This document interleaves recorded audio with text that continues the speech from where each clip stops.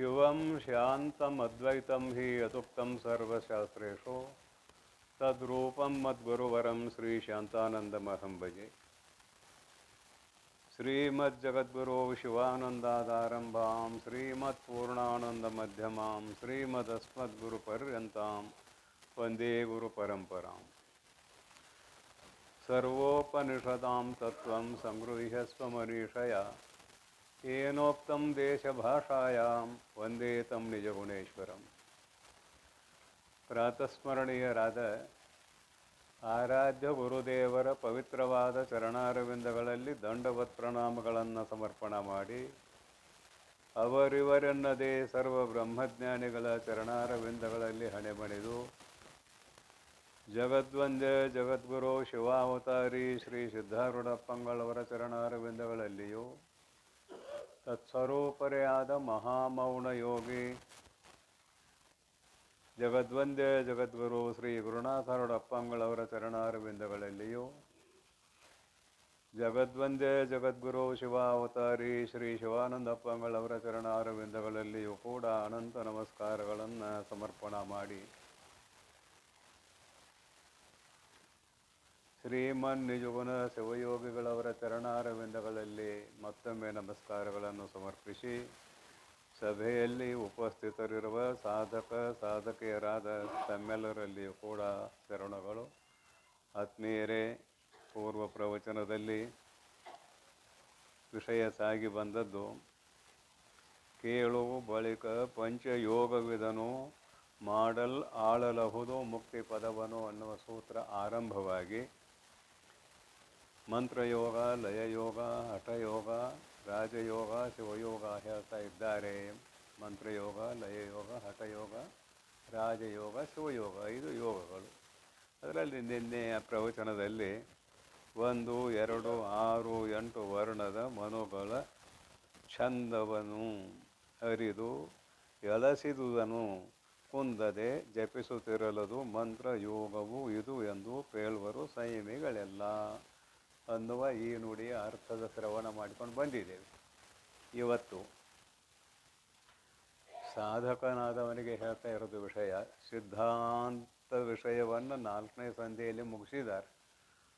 ಆತ್ಮತತ್ವದ ಸಾಕ್ಷಾತ್ಕಾರ ಯಾರಿಗೆ ಆಗ್ತದೆ ಅಂತ ಕೇಳಿದರೆ ಅತ್ಯಂತ ಶುದ್ಧಾಂತಕರಣಿಯಾಗಿರುವ ಸಾಧಕನಿಗೆ ಆಗ್ತದನ್ನೋ ಅಭಿಪ್ರಾಯದಿಂದ 4ನೇ ಸಂಧಿ ಮುಗಿದು, ಆ ನಿರ್ಗುಣ ಯೋಗವನ್ನು ಅವಗತ ಮಾಡಿಕೊಳ್ಳುವುದು ಯಾರಿಂದ ಸಾಧ್ಯವಾಗಲಿಲ್ಲವೋ ಅವರ ಅಂತಃಕರಣ ಇನ್ನೂ ಪೂರ್ಣ ಪರಿಪಕ್ವ ಆಗಿಲ್ಲ ಅನ್ನುವುದನ್ನು ಇಟ್ಟುಕೊಂಡು ನಿರ್ಗುಣ ಅಷ್ಟಾಂಗ ಯೋಗವನ್ನು ಹೇಳಿ, ತದನಂತರ ಅದು ಯಾರಿಗೆ ತಿಳಿಯುವುದಿಲ್ಲವೋ ಸಗುಣ ಅಷ್ಟಾಂಗವನ್ನು ಹೇಳುವುದಕ್ಕೆ ಆರಂಭ ಮಾಡಿದರು. ಈಗಾಗಲೇ ಸಗುಣ ಅಷ್ಟಾಂಗ ಯೋಗದಲ್ಲಿ ಸಾಕಷ್ಟು ವಿಷಯಗಳನ್ನು ಶ್ರವಣ ಮಾಡ್ತಾ ಬಂದಿದ್ದೇವೆ. ಹಾಗೆಯೇ ಮಂದ, ಮಧ್ಯಮ, ಉತ್ತಮ ಅನ್ನುವ ಜಿಜ್ಞಾಸುಗಳನ್ನು ಇಟ್ಟುಕೊಂಡು ವಿಷಯಗಳನ್ನು ಬೇರ್ಪಡಿಸುತ್ತಾ ಬಂದಿದ್ದಾರೆ. ಈಗ ಪಂಚಯೋಗವನ್ನು ಹೇಳ್ತಾ ಇದ್ದಾರೆ. ಇದು ಕೂಡ ಅಂತಃಕರಣದ ಶುದ್ಧಿಗೆ ಮತ್ತೇನಲ್ಲ. ಏನಂತಾರೆ, ನಾದದ ನಿಜದೊಳಗಾಗಲಿ ಬಿಂದುವಿನ ರಮ್ಯವಾದ ರೂಪದೊಳಗೆ ಆಗಲಿ ಹಸುಗೂಡಿ ಭೇದವಳಿದು ಮನವಿರೆ ಲಯಯೋಗವೆಂದು ಓದಿ ಸೂರಿಗಳು ಸೂಚಿಸುವರು. ಸೂರಿಗಳು ಅಂದರೆ ಪಂಡಿತರು, ತತ್ವವೇತ್ತರು, ಅವರನ್ನು ಸೂರಿಗಳು ಅಂತ ಕರಿತೇವೆ.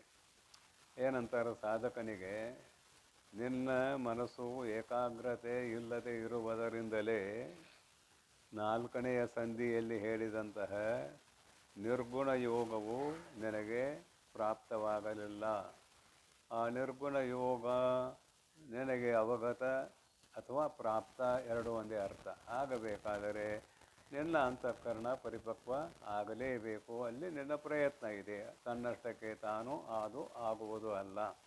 ಅದಕ್ಕಂತಾರೆ ಮನಸ್ಸು ಏನಂತಾರೆ ನೋಡ್ರಿ, ನಿನ್ನ ಮನಸ್ಸು ಹಸುಗೂಡಿ ಪ್ರಾಣ ವೃತ್ತಿಯೊಳಗೆ ಕೂಡಿಕೊಂಡು ಭೇದವಳಿದು, ಭೇದ ಬುದ್ಧಿ ಇರಕೂಡದು. ಭೇದ ಬುದ್ಧಿ ಇರಕೂಡದು ಅಂದರೆ ನಿನ್ನ ಮನಸ್ಸು ಏಕಾಗ್ರ ಆಗಬೇಕು. ನಾನು ಈ ಜಗತ್ತು ಎರಡೂ ಸತ್ಯ ಅಂತ ಆಗಬಾರ್ದು. ಜಗತ್ತು ಸತ್ಯ, ನಾನು ಸತ್ಯ ಅಂದರೆ ಭೇದ ಬುದ್ಧಿ. ಅದು ಆ ಭೇದ ಬುದ್ಧಿ ಇರಬಾರ್ದು. ಆ ಭೇದ ಬುದ್ಧಿ ಹೋಗಬೇಕು. ಜಗತ್ತು ಸತ್ಯ ಅನ್ನುವ ಬುದ್ಧಿ ಹೋಯ್ತಂದ್ರೆ ಅಭೇದ ಸಹಜವಾಗಿ ಪ್ರಾಪ್ತ ಆಗ್ತದೆ. ಪರಂತು ಅಷ್ಟು ಸುಲಭವಾಗಿ ಹೋಗೋದಲ್ಲ ಅದು. ಜಗತ್ತು ಕಾಣ್ತಾನೆ ಇದೆ, ನಮ್ಮನ್ನು ಎಳಿತಾನೆ ಇದೆ, ಅಷ್ಟು ಸುಲಭವಾಗಿ ಹೋಗುವಂಥದ್ದು ಅಲ್ಲ. ಅಂದ್ರೆ ಇಲ್ಲಿ ಭೇದವಳಿದು ಹಸುಗೂಡಿ ಮನವಿರೇ. ಭೇದ ಅಲ್ಲಿ ನಿನ್ನ ಬುದ್ಧಿಯಲ್ಲಿ ಮನಸ್ಸಿನಲ್ಲಿ ಇರಲೇಬಾರದು. ಪ್ರಾಣದೊಡನೆ ಕೂಡಿಕೊಂಡು ಮನವು ಇದ್ದು ನಾದದೊಳಗಾಗಲಿ ಬಿಂದುವಿನ ರಮ್ಯವಾದ ರೂಪದೊಳಗಾಗಲಿ. ಅದು ನಿನ್ನ ಮನಸ್ಸು ನಾದಾನುಸಂಧಾನವನ್ನು ಮಾಡಬೇಕು. ನಾದ ಅಂದ್ರೆ ಏನು? ಹಿಂದೆ ಹೇಳ್ಕೊಂಬಂದಾರ ಅನಾಹತ ನಾದ. ಅನಾಹತ ನಾದ ಅಂದಾಗ ನಿನ್ನ ಮನಸ್ಸು, ನಿನ್ನ ಅಕ್ಷಿಗಳು, ಇಂದ್ರಿಯಗಳು, ಅಕ್ಷಿಗಳು ಅಂದರೆ ಇಂದ್ರಿಯಗಳು, ಪ್ರಾಣವೃತ್ತಿ ಏಕಾಗ್ರವಾದಾಗ ಅದನ್ನು ಆಲಿಸುವುದು ಅಂದರೆ ಬಿಂದುವಿನಲ್ಲಿ ಅಥವಾ ನಾದದಲ್ಲಿ. ನಾದದಲ್ಲಿ ಅಥವಾ ಬಿಂದುವಿನಲ್ಲಿ. ಬಿಂದು ಅಂದರೆ ಪ್ರಕಾಶ, ನಾದ ಅಂದರೆ ನಾದವೇ, ಧ್ವನಿ. ಅನೇಕ ವಿಧವಾದ ಧ್ವನಿಗಳನ್ನು ಪೂರ್ವದಲ್ಲಿ ಹೇಳ್ಕೊಂಬಂದಾರ. ಸಮುದ್ರ ಮೊದಲಾದ, ಬೇರಿ ಮೊದಲಾದ ಧ್ವನಿಗಳನ್ನು ಹೇಳ್ಕೊಂಬಂದಾರ. ಘಂಟಾನಾದ ಹೇಳ್ಯಾರ, ಬೇರಿ ನಾದ ಹೇಳ್ಯಾರ, ಸಮುದ್ರದ ನಾದ ಹೇಳ್ಯಾರ, 10 ವಿಧವಾದ ಧ್ವನಿಗಳನ್ನು ಹೇಳ್ಯಾರ. ಇಲ್ಲಿ ಬಿಂದು ಎಲ್ಲಿ ನೋಡೋದು ಅಂದ್ರೆ ಭ್ರೂಮಧ್ಯ ಸ್ಥಾನದಲ್ಲಿ ನೋಡೋದು ಬಿಂದು, ಮತ್ತೇನಲ್ಲ. ಭ್ರೂಮಧ್ಯ ಸ್ಥಾನದಲ್ಲಿ ಹೋದಾಗ ಅಲ್ಲಿ ಪ್ರಕಾಶ ತೋರ್ತದ ಸಾಧಕನಿಗೆ. ಕಿವಿಗಳನ್ನು ಮುಚ್ಚಿರಬೇಕು, ಕಣ್ಣು ಮುಚ್ಚಿರಬೇಕು. ಬಿಂದು ಒಳಗಣ್ಣಿನಿಂದ ನೋಡಬೇಕು, ಹೊರಗಣ್ಣಿನಿಂದ ಅಲ್ಲ.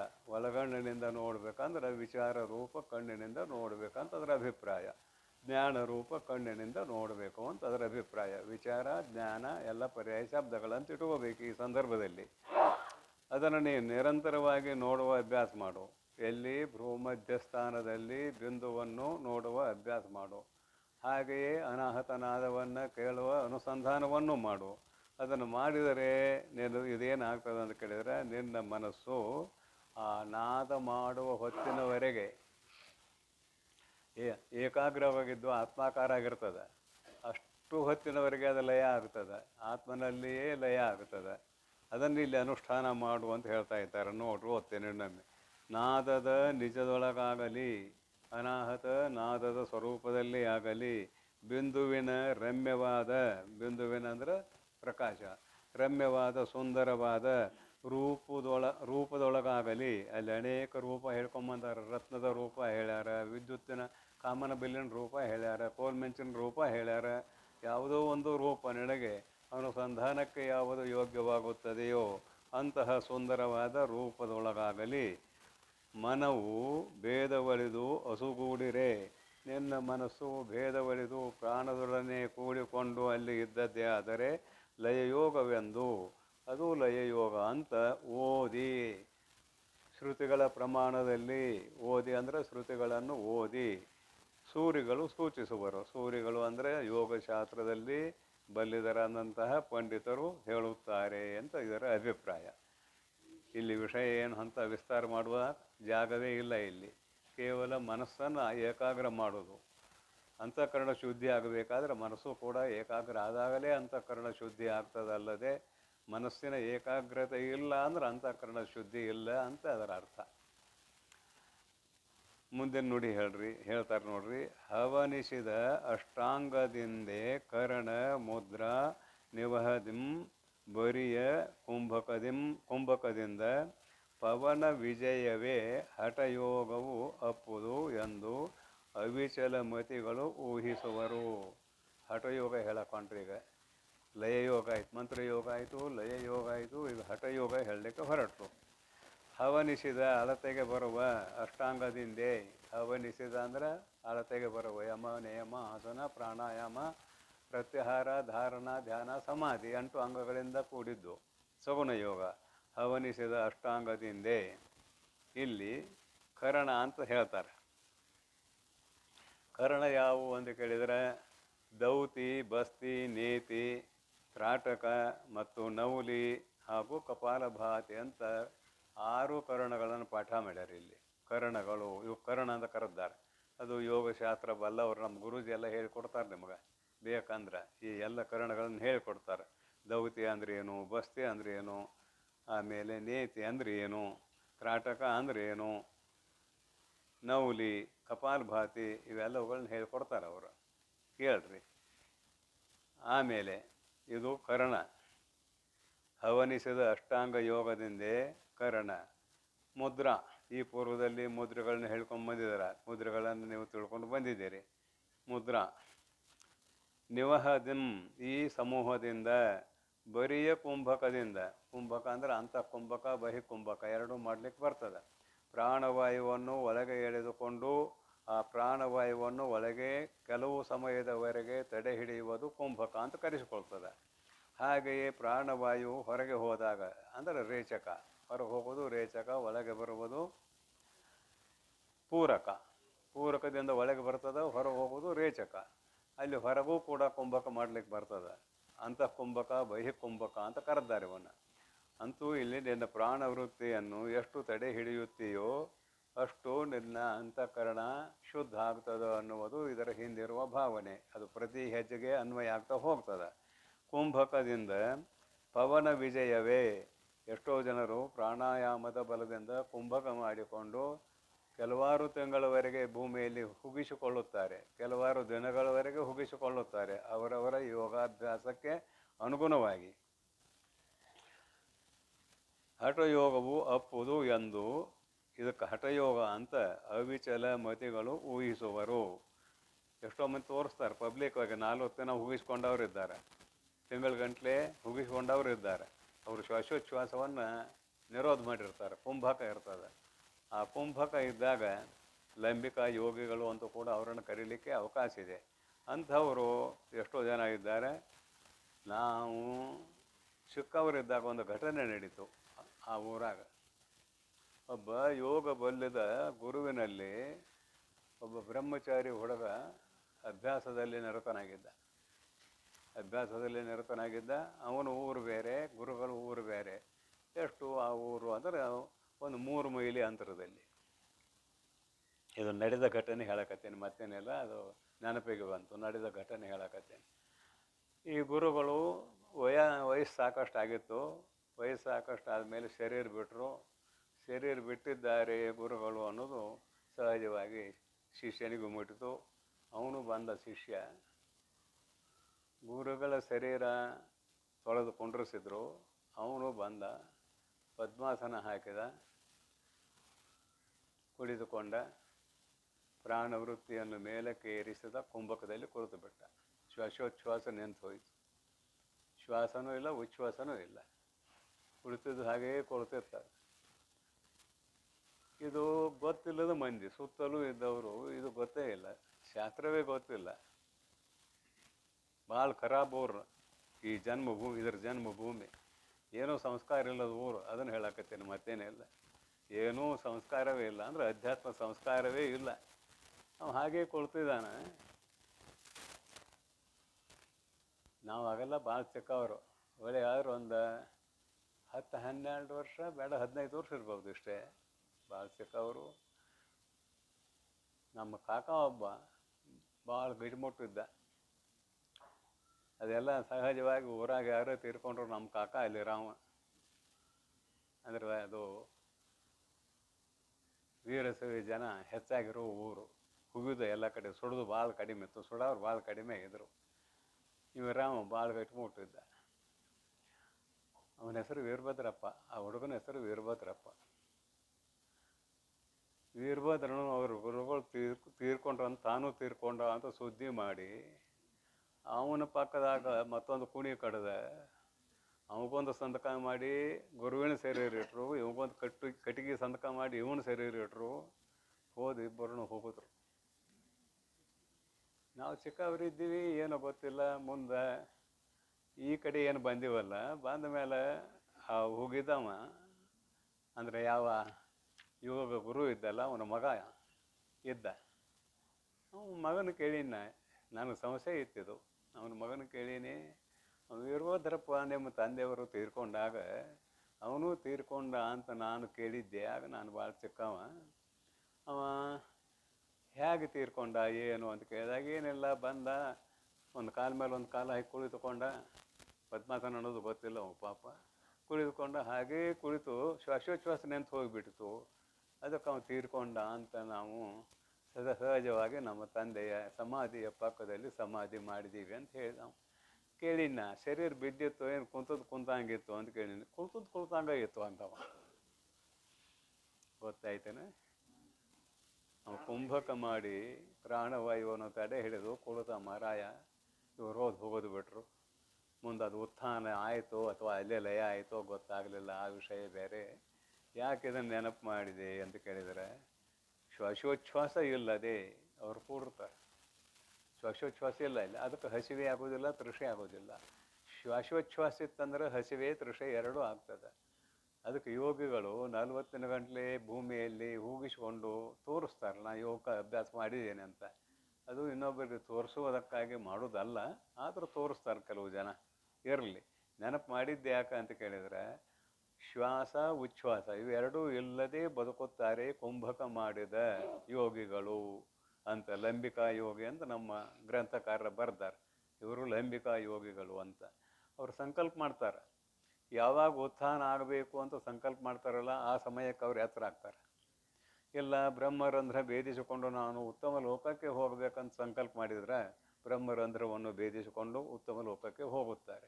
ಉತ್ಥಾನಾವಸ್ಥೆ ಇಂತಿಷ್ಟು ದಿವಸಕ್ಕೆ ಆಗಬೇಕಂದ್ರೆ ಅವ್ರು ಹುಗಿಸ್ಕೊಂಡು ಅವ್ರು ಹೇಳ್ತಾರೆ, ಇಂಥ ದಿವಸ ನೀವು ತೆಗಿಬೇಕು ಅಂತ ಹೇಳ್ತಾರೆ. ಅವರು ತೆಗೆದಿದ್ರೆ ಅದು ಅಲ್ಲೇ ಹೋಗ್ತದೆ, ಅಲ್ಲೇ ಬಾಡಿ ಡೆಡ್ ಆಗ್ತದೆ. ಬ್ರಹ್ಮರಂಧ್ರ ಭೇದಿಸ್ಕೊಂಡು ಹೋಗೋದಿಲ್ಲ. ಅದು ಬ್ರಹ್ಮರಂಧ್ರ ಭೇದಿಸಿಕೊಂಡು ಹೋಗಬೇಕಂತ ಸಂಕಲ್ಪ ಮಾಡಿದರೆ ಮಾತ್ರ ಬ್ರಹ್ಮರಂಧ್ರವನ್ನು ಭೇದಿಸ್ಕೊಂಡು ಹೋಗ್ತದೆ. ಈಗ ನೀವೆಲ್ಲ ದಿನ ನಿದ್ರೆ ಅವಸ್ಥೆಯಲ್ಲಿ ಇರ್ತೇವೆ. ಬೆಳಿಗ್ಗೆ ಇಷ್ಟೊತ್ತಿಗೆ ಹೇಳ್ಬೇಕು ಅಂತ ಸಂಕಲ್ಪ ಮಾಡಿದರೆ ಅಷ್ಟೊತ್ತಿಗೆ ಎತ್ತರ ಆಗ್ತದೆ. ಇಷ್ಟೊತ್ತಿಗೆ ಹೇಳ್ಬೇಕಂತ ಸಂಕಲ್ಪ ಮಾಡಿದರೆ ಅಷ್ಟೊತ್ತಿಗೆ ಎತ್ತರ ಆಗ್ತದೆ. ನಿದ್ರಾ ಸಮಾಧಿ, ಅದು ನಿದ್ರಾ ಸಮಾಧಿ ಸ್ಥಿತಿ ಅಂತ ಭಗವತ್ಪಾದರ ಬರ್ತಾರೆ. ರತ್ನೈಕಲ್ಪಿತ ಮಾಸನಂ ಅನ್ನುವ ಸ್ತೋತ್ರದಲ್ಲಿ ನಿದ್ರಾ ಸಮಾಧಿ ಸ್ಥಿತಿ ಅಂತ ಬರೆದ್ದಾರೆ. ಇದಕ್ಕೆ ಉದಾಹರಣೆ ಎಷ್ಟೇ ಇದು. ನಿದ್ರೆ ಸಮಾಧಿ ಇದ್ದ ಹಾಗೆ. ಕುಂಭಕ ಮಾಡಿದ ಯೋಗಿ ಸಮಾಧಿ ಅವಸ್ಥೆಯಲ್ಲಿರ್ತಾನೆ. ಇಷ್ಟೊತ್ತಿಗೆ ಉತ್ಥಾನ ಆಗಬೇಕಂದ್ರೆ ಉತ್ಥಾನ ಆಗ್ತಾನೆ ಅನ್ನುವುದಕ್ಕಾಗಿ ಇದನ್ನು ನೆನಪು ಮಾಡಿದ್ದು. ಹಠಯೋಗಿಗಳಿಗೆ ಮಾತ್ರ ಇದು ಸಾಧ್ಯ, ಸಾಮಾನ್ಯರಿಗೆ ಸಾಧ್ಯ ಅಲ್ಲ ಅಂತ ಇದರ ಅಭಿಪ್ರಾಯ. ಹವನಿಸಿದ ಆಯಿತು, ಭೇದ ಒಲಿದ ಮನವಿರೇ ಲಯಯೋಗವೆಂದು ಸೂರ್ಯಗಳು ಹೇಳುವರು. ಹವನಿಸಿದ ಅಷ್ಟಾಂಗದಿಂದ ಕರಣ ಮುದ್ರಾ ನಿವಹದಿಂ ಬರಿಯ ಕುಂಭಕದಿಂದ ಪವನ ವಿಜಯವೇ, ಶ್ವಾಸೋಚ್ಛ್ವಾಸದ ನಿಲ್ಲಿಸುವಿಕೆ. ವಿಜಯವೇ ಅಂದರೆ ಶ್ವಾಸ ಉಚ್ಛ್ವಾಸ ಎರಡೂ ಇಲ್ಲ, ನಿಲ್ಲಿಸುವಿಕೆ. ಹಠಯೋಗವು ಅಪ್ಪುದು, ಇದನ್ನು ಹಠಯೋಗ ಅಂತ ಕರೀತಾರೆ ಎಂದು ಅವಿಚಲ ಸ್ಥಿರವಾದ ಬುದ್ಧಿಯುಳ್ಳ ಅವಿಚಲ ಮತಿಗಳು ಊಹಿಸುವರು. ಅವಿಚಲ ಸ್ಥಿರವಾದ ಬುದ್ಧಿಯುಳ್ಳವರು ಅಂದರೆ ಯೋಗಶಾಸ್ತ್ರದಲ್ಲಿ ಬಲ್ಲಿದರು ಅಂತ ಇಲ್ಲಿ ಅನ್ವಯ ಮಾಡೋದು ನಾವು. ಅವಿಚಲ ಸೂರಿಗಳು ಅಂದರೆ ಪಂಡಿತರು ಅಂತ ಹೇಳಿದ್ದೇನೆ. ಯೋಗಶಾಸ್ತ್ರದಲ್ಲಿ ಪಾಂಡಿತ್ಯವನ್ನು ಪಡೆದವರು. ಸೂಚಿಸುವರು, ಅವರು ಇದು ಹೇಳಿದಂಥ ವಿಚಾರ. ಮುಂದಿನ ನುಡಿ. ಅರಿವಿನೆಂದೊಳ ಹೊರಗಣ 3 ಲಕ್ಷದಿಂದ ಅರಿದು ತತ್ವವನು ಮಾನಸವೃತ್ತಿ ಕರಿಗೊಂಡು ನಿಂದೊಡೆ ಅದನೇ ರಾಜಯೋಗವೆಂದು ಅರುಹಿ ತೋರುವರು ಅಚ್ಚ ಸುಖಿಗಳು. ಅರುಹಿ ತೋರುವರು ಅಚ್ಚ ಸುಖಿಗಳು. ಅರಿವಿನಿಂದ, ಜ್ಞಾನದಿಂದ, ಒಳ ಹೊರಗಣ ಒಳಗೆ ಮತ್ತು ಹೊರಗೆ ಮಧ್ಯದಲ್ಲಿ 3 ಲಕ್ಷ, ಅಂತರ್ಲಕ್ಷ್ಯ, ಬಹಿರ್ಲಕ್ಷ್ಯ, ಮಧ್ಯಲಕ್ಷ್ಯ ಅಂತ 3 ಲಕ್ಷ. ಒಳ ಹೊರಗಣ 3 ಲಕ್ಷದಿಂದ ಅರಿದು ತತ್ವವನು ಅಂದರೆ ಆತ್ಮತತ್ವವನು, ಅಖಂಡ ಚೈತನ್ಯಾತ್ಮಕವಾಗಿರುವ ಆತ್ಮತತ್ವವನು ಮಾನಸವೃತ್ತಿ ಕರಿಗೊಂಡು ನಿಂದೊಡೆ. ಮಾನಸವೃತ್ತಿ, ನಿನ್ನ ಮನಸ್ಸಿನ ವೃತ್ತಿ, ಸಂಕಲ್ಪ ವಿಕಲ್ಪಗಳನ್ನು ಕಳೆದುಕೊಂಡು ಕೇವಲ ಆತ್ಮಾಕಾರವಾಗಿ ಕರಿಗೊಂಡು ದೃಢವಾಗಿ ನಿಂದೊಡೆ ನಿಂತದ್ದೇ ಆದರೆ ಅದನ್ನೇ ರಾಜಯೋಗವೆಂದು, ಅದನ್ನು ರಾಜಯೋಗ ಎಂದು ಅರುಹಿ ತಿಳಿಸಿ ತೋರುವರು ಅಂದರೆ ನಮ್ಮ ಅನುಭವಕ್ಕೆ ಬರುವಂತೆ ತಿಳಿಸಿಕೊಡುವರಂತೆ ಅರ್ಥ. ತೋರುವರು ಅಚ್ಚ ಸುಖಿಗಳು. ಅಚ್ಚ ಸುಖಿಗಳು ಅಂದರೆ ಯೋಗಶಾಸ್ತ್ರದಲ್ಲಿ ಬಲ್ಲಿದರಾದಂಥ ಮಹಾನುಭಾವರು ಅಂತ ಇದರ ಅಭಿಪ್ರಾಯ. ಇನ್ನು 5ನೇದ್ದು, ಗುರು ಶಂಭುಲಿಂಗದ ಅರ್ಚನೆಯು ಅನುಸಂಧಾನ ವರವಿದ್ಯಾ ಭಕ್ತಿ ಸುವ್ರತವು 5 ನಿರುತದಿಂದ ಅಳವುಟ್ಟುದನೆ ಯೋಗವೆಂದು ವರೆವರು ಒಲಿದು ವೇದ ವಿದುಗಳು ಅಂತ ಇದೆ, ವಿದರುಗಳು ಅಂತಿದೆ, ವಿದುಗಳು ಅಂತಿದೆಯೋ? ಯಾರು ಮೂಲ ಪುಸ್ತಕ ನಿಂದಲ್ಲ, ವಿದುಗಳು ತಿಳಿದವರು ವಿದುಗಳು. ಗುರು ಶಂಭುಲಿಂಗದ ಅರ್ಚನೆ. ನಿರ್ಗುಣ ನಿರಾಕಾರವಾದ ಆತ್ಮತತ್ವವನ್ನು ಅನುಭವಕ್ಕೆ ತಂದುಕೊಳ್ಳಬಹುದಲ್ಲದೆ ನಿರ್ಗುಣ ನಿರಾಕಾರವಾದ ಆತ್ಮತತ್ವವನ್ನು ಪೂಜೆ ಮಾಡಲಿಕ್ಕೆ ಬರುವುದಿಲ್ಲ. ಏನು? ನಿರ್ಗುಣ ನಿರಾಕಾರವಾದ ಆತ್ಮತತ್ವವನ್ನು ಕುರಿತು ಪೂಜಿಸುವುದಕ್ಕೆ ಅಧಿಕಾರ ಇಲ್ಲ. ಯಾಕಿಲ್ಲ ಅಂತ ಕೇಳಿದರೆ, ನಿರ್ಗುಣ ನಿರಾಕಾರವಾದ ಆತ್ಮತತ್ವವನ್ನು ತಿಳಿದು ಪೂಜೆ ಮಾಡ್ತೀಯೋ, ತಿಳಿಯದೆ ಪೂಜೆ ಮಾಡ್ತೀಯೋ? ಪೂಜೆ ಮಾಡ್ಬೇಕಾದ್ರೆ ಮುಂದೊಂದು ಲಿಂಗ ಇರ್ಬೇಕಾ? ಆ ಲಿಂಗ ತಿಳಿದು ಪೂಜೆ ಮಾಡ್ತೀವಿ. ಅಥವಾ ನಿಮ್ಮ ಇಷ್ಟ ದೇವತೆಯ ಮೂರ್ತಿಯರ ಇರಬೇಕಾ? ಆ ಮೂರ್ತಿಯನ್ನು ತಿಳಿದು ಪೂಜೆ ಮಾಡ್ತೀವಿ. ಇದರಂತೆ ಆತ್ಮತತ್ವವನ್ನು ತಿಳಿದು ಪೂಜೆ ಮಾಡ್ತೀಯೋ, ಏನು ತಿಳಿಯದೆ ಪೂಜೆ ಮಾಡ್ತೀಯೋ? ತಿಳಿದು ಪೂಜೆ ಮಾಡ್ತೇನಂದು ಅದ ನೀನಾದಿ. ತಿಳಿಯದೆ ಪೂಜೆ ಮಾಡ್ತೇನಂದು ಏನು ಮಾಡೋಣ? ತಿಳಿಯದೆ ಪೂಜೆ. ಅದಕ್ಕಾಗಿ ನಿರ್ಗುಣ ನಿರಾಕಾರವಾದ ಆತ್ಮವೇ ನಾನು ಎಂದು ಅನುಭವಿಸಬೇಕಲ್ಲದೆ ಪೂಜಿಸುವುದಕ್ಕೆ ಅಲ್ಲಿ ಅಧಿಕಾರ ಇಲ್ಲ. ಅಲ್ಲಿ ದ್ವೈತಾಪತ್ತಿ ಇಲ್ಲ, ಅಲ್ಲಿ ಅದ್ವೈತ ಇದೆ. ತಾನು ಬೇರೆ ಅಲ್ಲ, ಆತ್ಮತತ್ವವೂ ಬೇರೆ ಅಲ್ಲ, ಎರಡೂ ಒಂದೇ ಆಗಿರ್ತದೆ. ಅಲ್ಲಿ ಎರಡೂ ಒಂದೇ ಆದಾಗ ಅಲ್ಲಿ ಪೂಜೆ ಮಾಡುವ ಅವಶ್ಯಕತೆ ಇಲ್ಲ, ಮಾಡೋಕ್ಕೂ ಬರೋದಿಲ್ಲ. ಅವಶ್ಯಕತೆ ಇಲ್ಲ ಅನ್ನೋದಕ್ಕಿಂತಲೂ ಮಾಡಲಿಕ್ಕೆ ಬರುವುದೇ ಇಲ್ಲ ಅಂತ ಇದರ ಅಭಿಪ್ರಾಯ. ಅದಕ್ಕಾಗಿ ಇಲ್ಲಿ ಗುರು ಶಂಭುಲಿಂಗ ಅಂತ ತಗೊಂಡಿದ್ದಾರೆ, ಸಗುಣ ಬ್ರಹ್ಮ ಅಂತ ಅಭಿಪ್ರಾಯ. ನಿರ್ಗುಣ ನಿರಾಕಾರವಾದ ಆತ್ಮತತ್ವ ಅಲ್ಲ, ಸೋಪಾಧಿಕವಾದ ಆತ್ಮತತ್ವ, ಅದು ಶಂಭುಲಿಂಗ ಅಂತ ಕರೆದಾರಲ್ಲ. ಅವರವರ ಅಭೀಷ್ಟೆಗೆ ತಕ್ಕಂತೆ ವಿಷ್ಣುವರ ಅನ್ನಲಿ, ರಾಮರ ಅನ್ನಲಿ, ನಾರಾಯಣರ ಅನ್ನಲಿ, ಏನಾದರೂ ಅನ್ನಲಿ, ಅದು ಸಗುಣ ಬ್ರಹ್ಮ. ಅವ್ರು ಯಾರು ಏನಂದ್ರು ಸಗುಣ ಬ್ರಹ್ಮ. ಎಲ್ಲಿ ಸಗುಣ ಬ್ರಹ್ಮ ಇದೆ ಅಲ್ಲಿ ದ್ವೈತಾಪತ್ತಿ ಇದೆ. ಸಗುಣ ಬ್ರಹ್ಮ ಇದ್ದಾಗ ದ್ವೈತಾಪತ್ತಿ ಇದೆ. ಜೀವಾತ್ಮ ಪರಮಾತ್ಮ, ಜೀವಾತ್ಮ ಪರಮಾತ್ಮ ದ್ವೈತ ಬಂತಂದ್ರೆ ಇಡೀ ಜಗತ್ತು ಇದೆ ಅಂತೆ ಅದರ ಅರ್ಥ. ಯಾವಾಗ ಬಾಧಿಸ್ಕೊಂಡು ಹೋಗ್ತದೆ? ಭಾಗತ್ಯಾಗ ಲಕ್ಷಣದಿಂದ ಎಲ್ಲ ತೆಗೆದು ಹಾಕಿದಾಗ ಜಗತ್ತು ಹೋಗ್ತದೆ. ಅಲ್ಲಿ ಕೇವಲ ಅಖಂಡ ಚೇತನ ಮಾತ್ರ ಉಳಿತದೆ. ಅದು ಅನುಭವಕ್ಕೆ ವೇದ್ಯ ಅಲ್ಲದೆ ಪೂಜೆಗೆ ಅದು ಯೋಗ್ಯ ಅಲ್ಲ, ಅನುಭವಿಸುವುದಕ್ಕೆ ಯೋಗ್ಯ. ಅದಕ್ಕಂದ್ರೂ ಇಲ್ಲಿ ಗುರು ಶಂಭುಲಿಂಗದ ಅರ್ಚನೆಯ ಪರಮಾತ್ಮನ ಅರ್ಚನೆ ಮಾಡಬೇಕು. ಯಾಕಂದ್ರೆ ಪೂರ್ವದಲ್ಲಿ ಬಂದಿದೆ, ಪರಮಾತ್ಮನ ಉಪಕಾರ ನಮ್ಮ ಮೇಲೆ ಬಹಳಷ್ಟಿದೆ. ಸಗುಣ ಬ್ರಹ್ಮನಿಂದಲೇ ಈ ಜಗತ್ತು ನಿರ್ಮಾಣ ಆದದ್ದು, ಮಾಯೆಯಿಂದ ಅಲ್ಲ, ಸಗುಣ ಬ್ರಹ್ಮದಿಂದ ಈ ಜಗತ್ತು ನಿರ್ಮಾಣ ಆಗಿದೆ. ಈ ಜಗತ್ತಿಗೆ ಕಾರಣನಾಗಿರುವಂತಹ ಪರಮಾತ್ಮನ ಉಪಕಾರ ಈ ಪೂರ್ವದಲ್ಲಿ ಸಾಕಷ್ಟು ಸ್ಮರಣೆ ಮಾಡಿದ್ದೇವೆ. ಅಂತಹ ಪರಮಾತ್ಮನ ಪೂಜೆಯನ್ನು ಮಾಡುವುದು ಸಾಧಕನ ಆದ್ಯ ಕರ್ತವ್ಯ. ಮಾಡಲೇಬೇಕು. ನಾಸ್ತಿಕ ಆಗಬಾರ್ದು, ಆಸ್ತಿಕ ಆಗಬೇಕು. ಅದಕ್ಕಂತಾರೆ ಗುರು ಶಂಭುಲಿಂಗದ ಅರ್ಚನೆಯ ಅನುಸಂಧಾನ.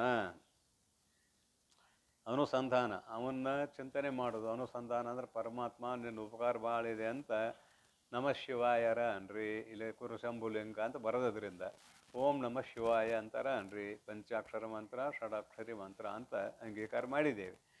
ಎರಡರಾಗಿ ಯಾವುದನ್ನಾದರೂ ತಗೊಳ್ರಿ ನೀವು, ನಿಮ್ಗೆ ಇಷ್ಟ ಇದ್ದದ್ದು. ನಮ ಶಿವಾಯ ಅಂದರೂ ತಪ್ಪಿಲ್ಲ, ಓಂ ನಮ ಶಿವಾಯ ಅಂದರೂ ತಪ್ಪಿಲ್ಲ. ಅದು ನಿರಂತರ ಅನುಸಂಧಾನ ಮಾಡಿರಿ.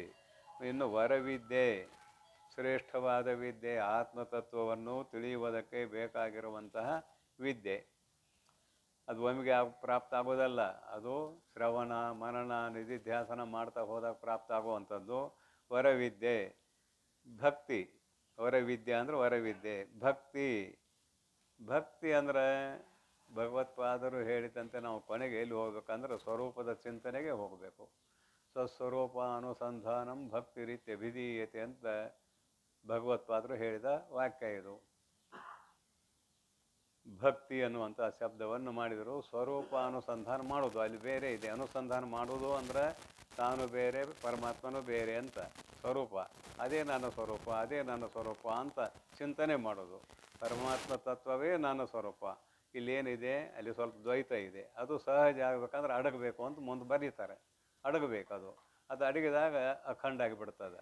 ಮತ್ತು ಆ ಪರಮಾತ್ಮನ ಸ್ವರೂಪಕ್ಕೂ ನಾನು ಸ್ವರೂಪಕ್ಕೂ ಏನೂ ವ್ಯತ್ಯಾಸ ಇಲ್ಲ ಅಂತ ಅನುಸಂಧಾನ ಮಾಡ್ತಾ ಇರುವಾಗ ದ್ವೈತ ಇದ್ದೇ ಇದೆ ಅನುಸಂಧಾನ ಸಮಯದಲ್ಲಿ. ಅನುಸಂಧಾನ ಸಹಜ ಆಗಬೇಕು, ನಿಂತು ಹೋಗ್ಬೇಕದು. ನಿಂತು ಹೋದಾಗ ಆಗ ನೀ ಕೃತಕೃತ್ಯ ಆಗ್ತಿ ಅಂತ ಅರ್ಥ. ಇದು ಅನುಸಂಧಾನ ಮಾಡುವುದರಿಂದ ಏನಾಗ್ತದೆ ಅಂದ್ರೆ ಅಂತಃಕರಣ ಶುದ್ಧ ಆಗ್ತದೆ ಅಂತ ಇದರ ಅಭಿಪ್ರಾಯ, ಮತ್ತೇನಿಲ್ಲ. ವಿದ್ಯಾ ಭಕ್ತಿ, ಭಕ್ತಿ ಅಂದ್ರೆ ಸ್ವಸ್ವರೂಪ ಅನುಸಂಧಾನ, ಸ್ವಸ್ವರೂಪ ಅನುಸಂಧಾನ ರೂಪಾತ್ಮಕವಾದ ಭಕ್ತಿ.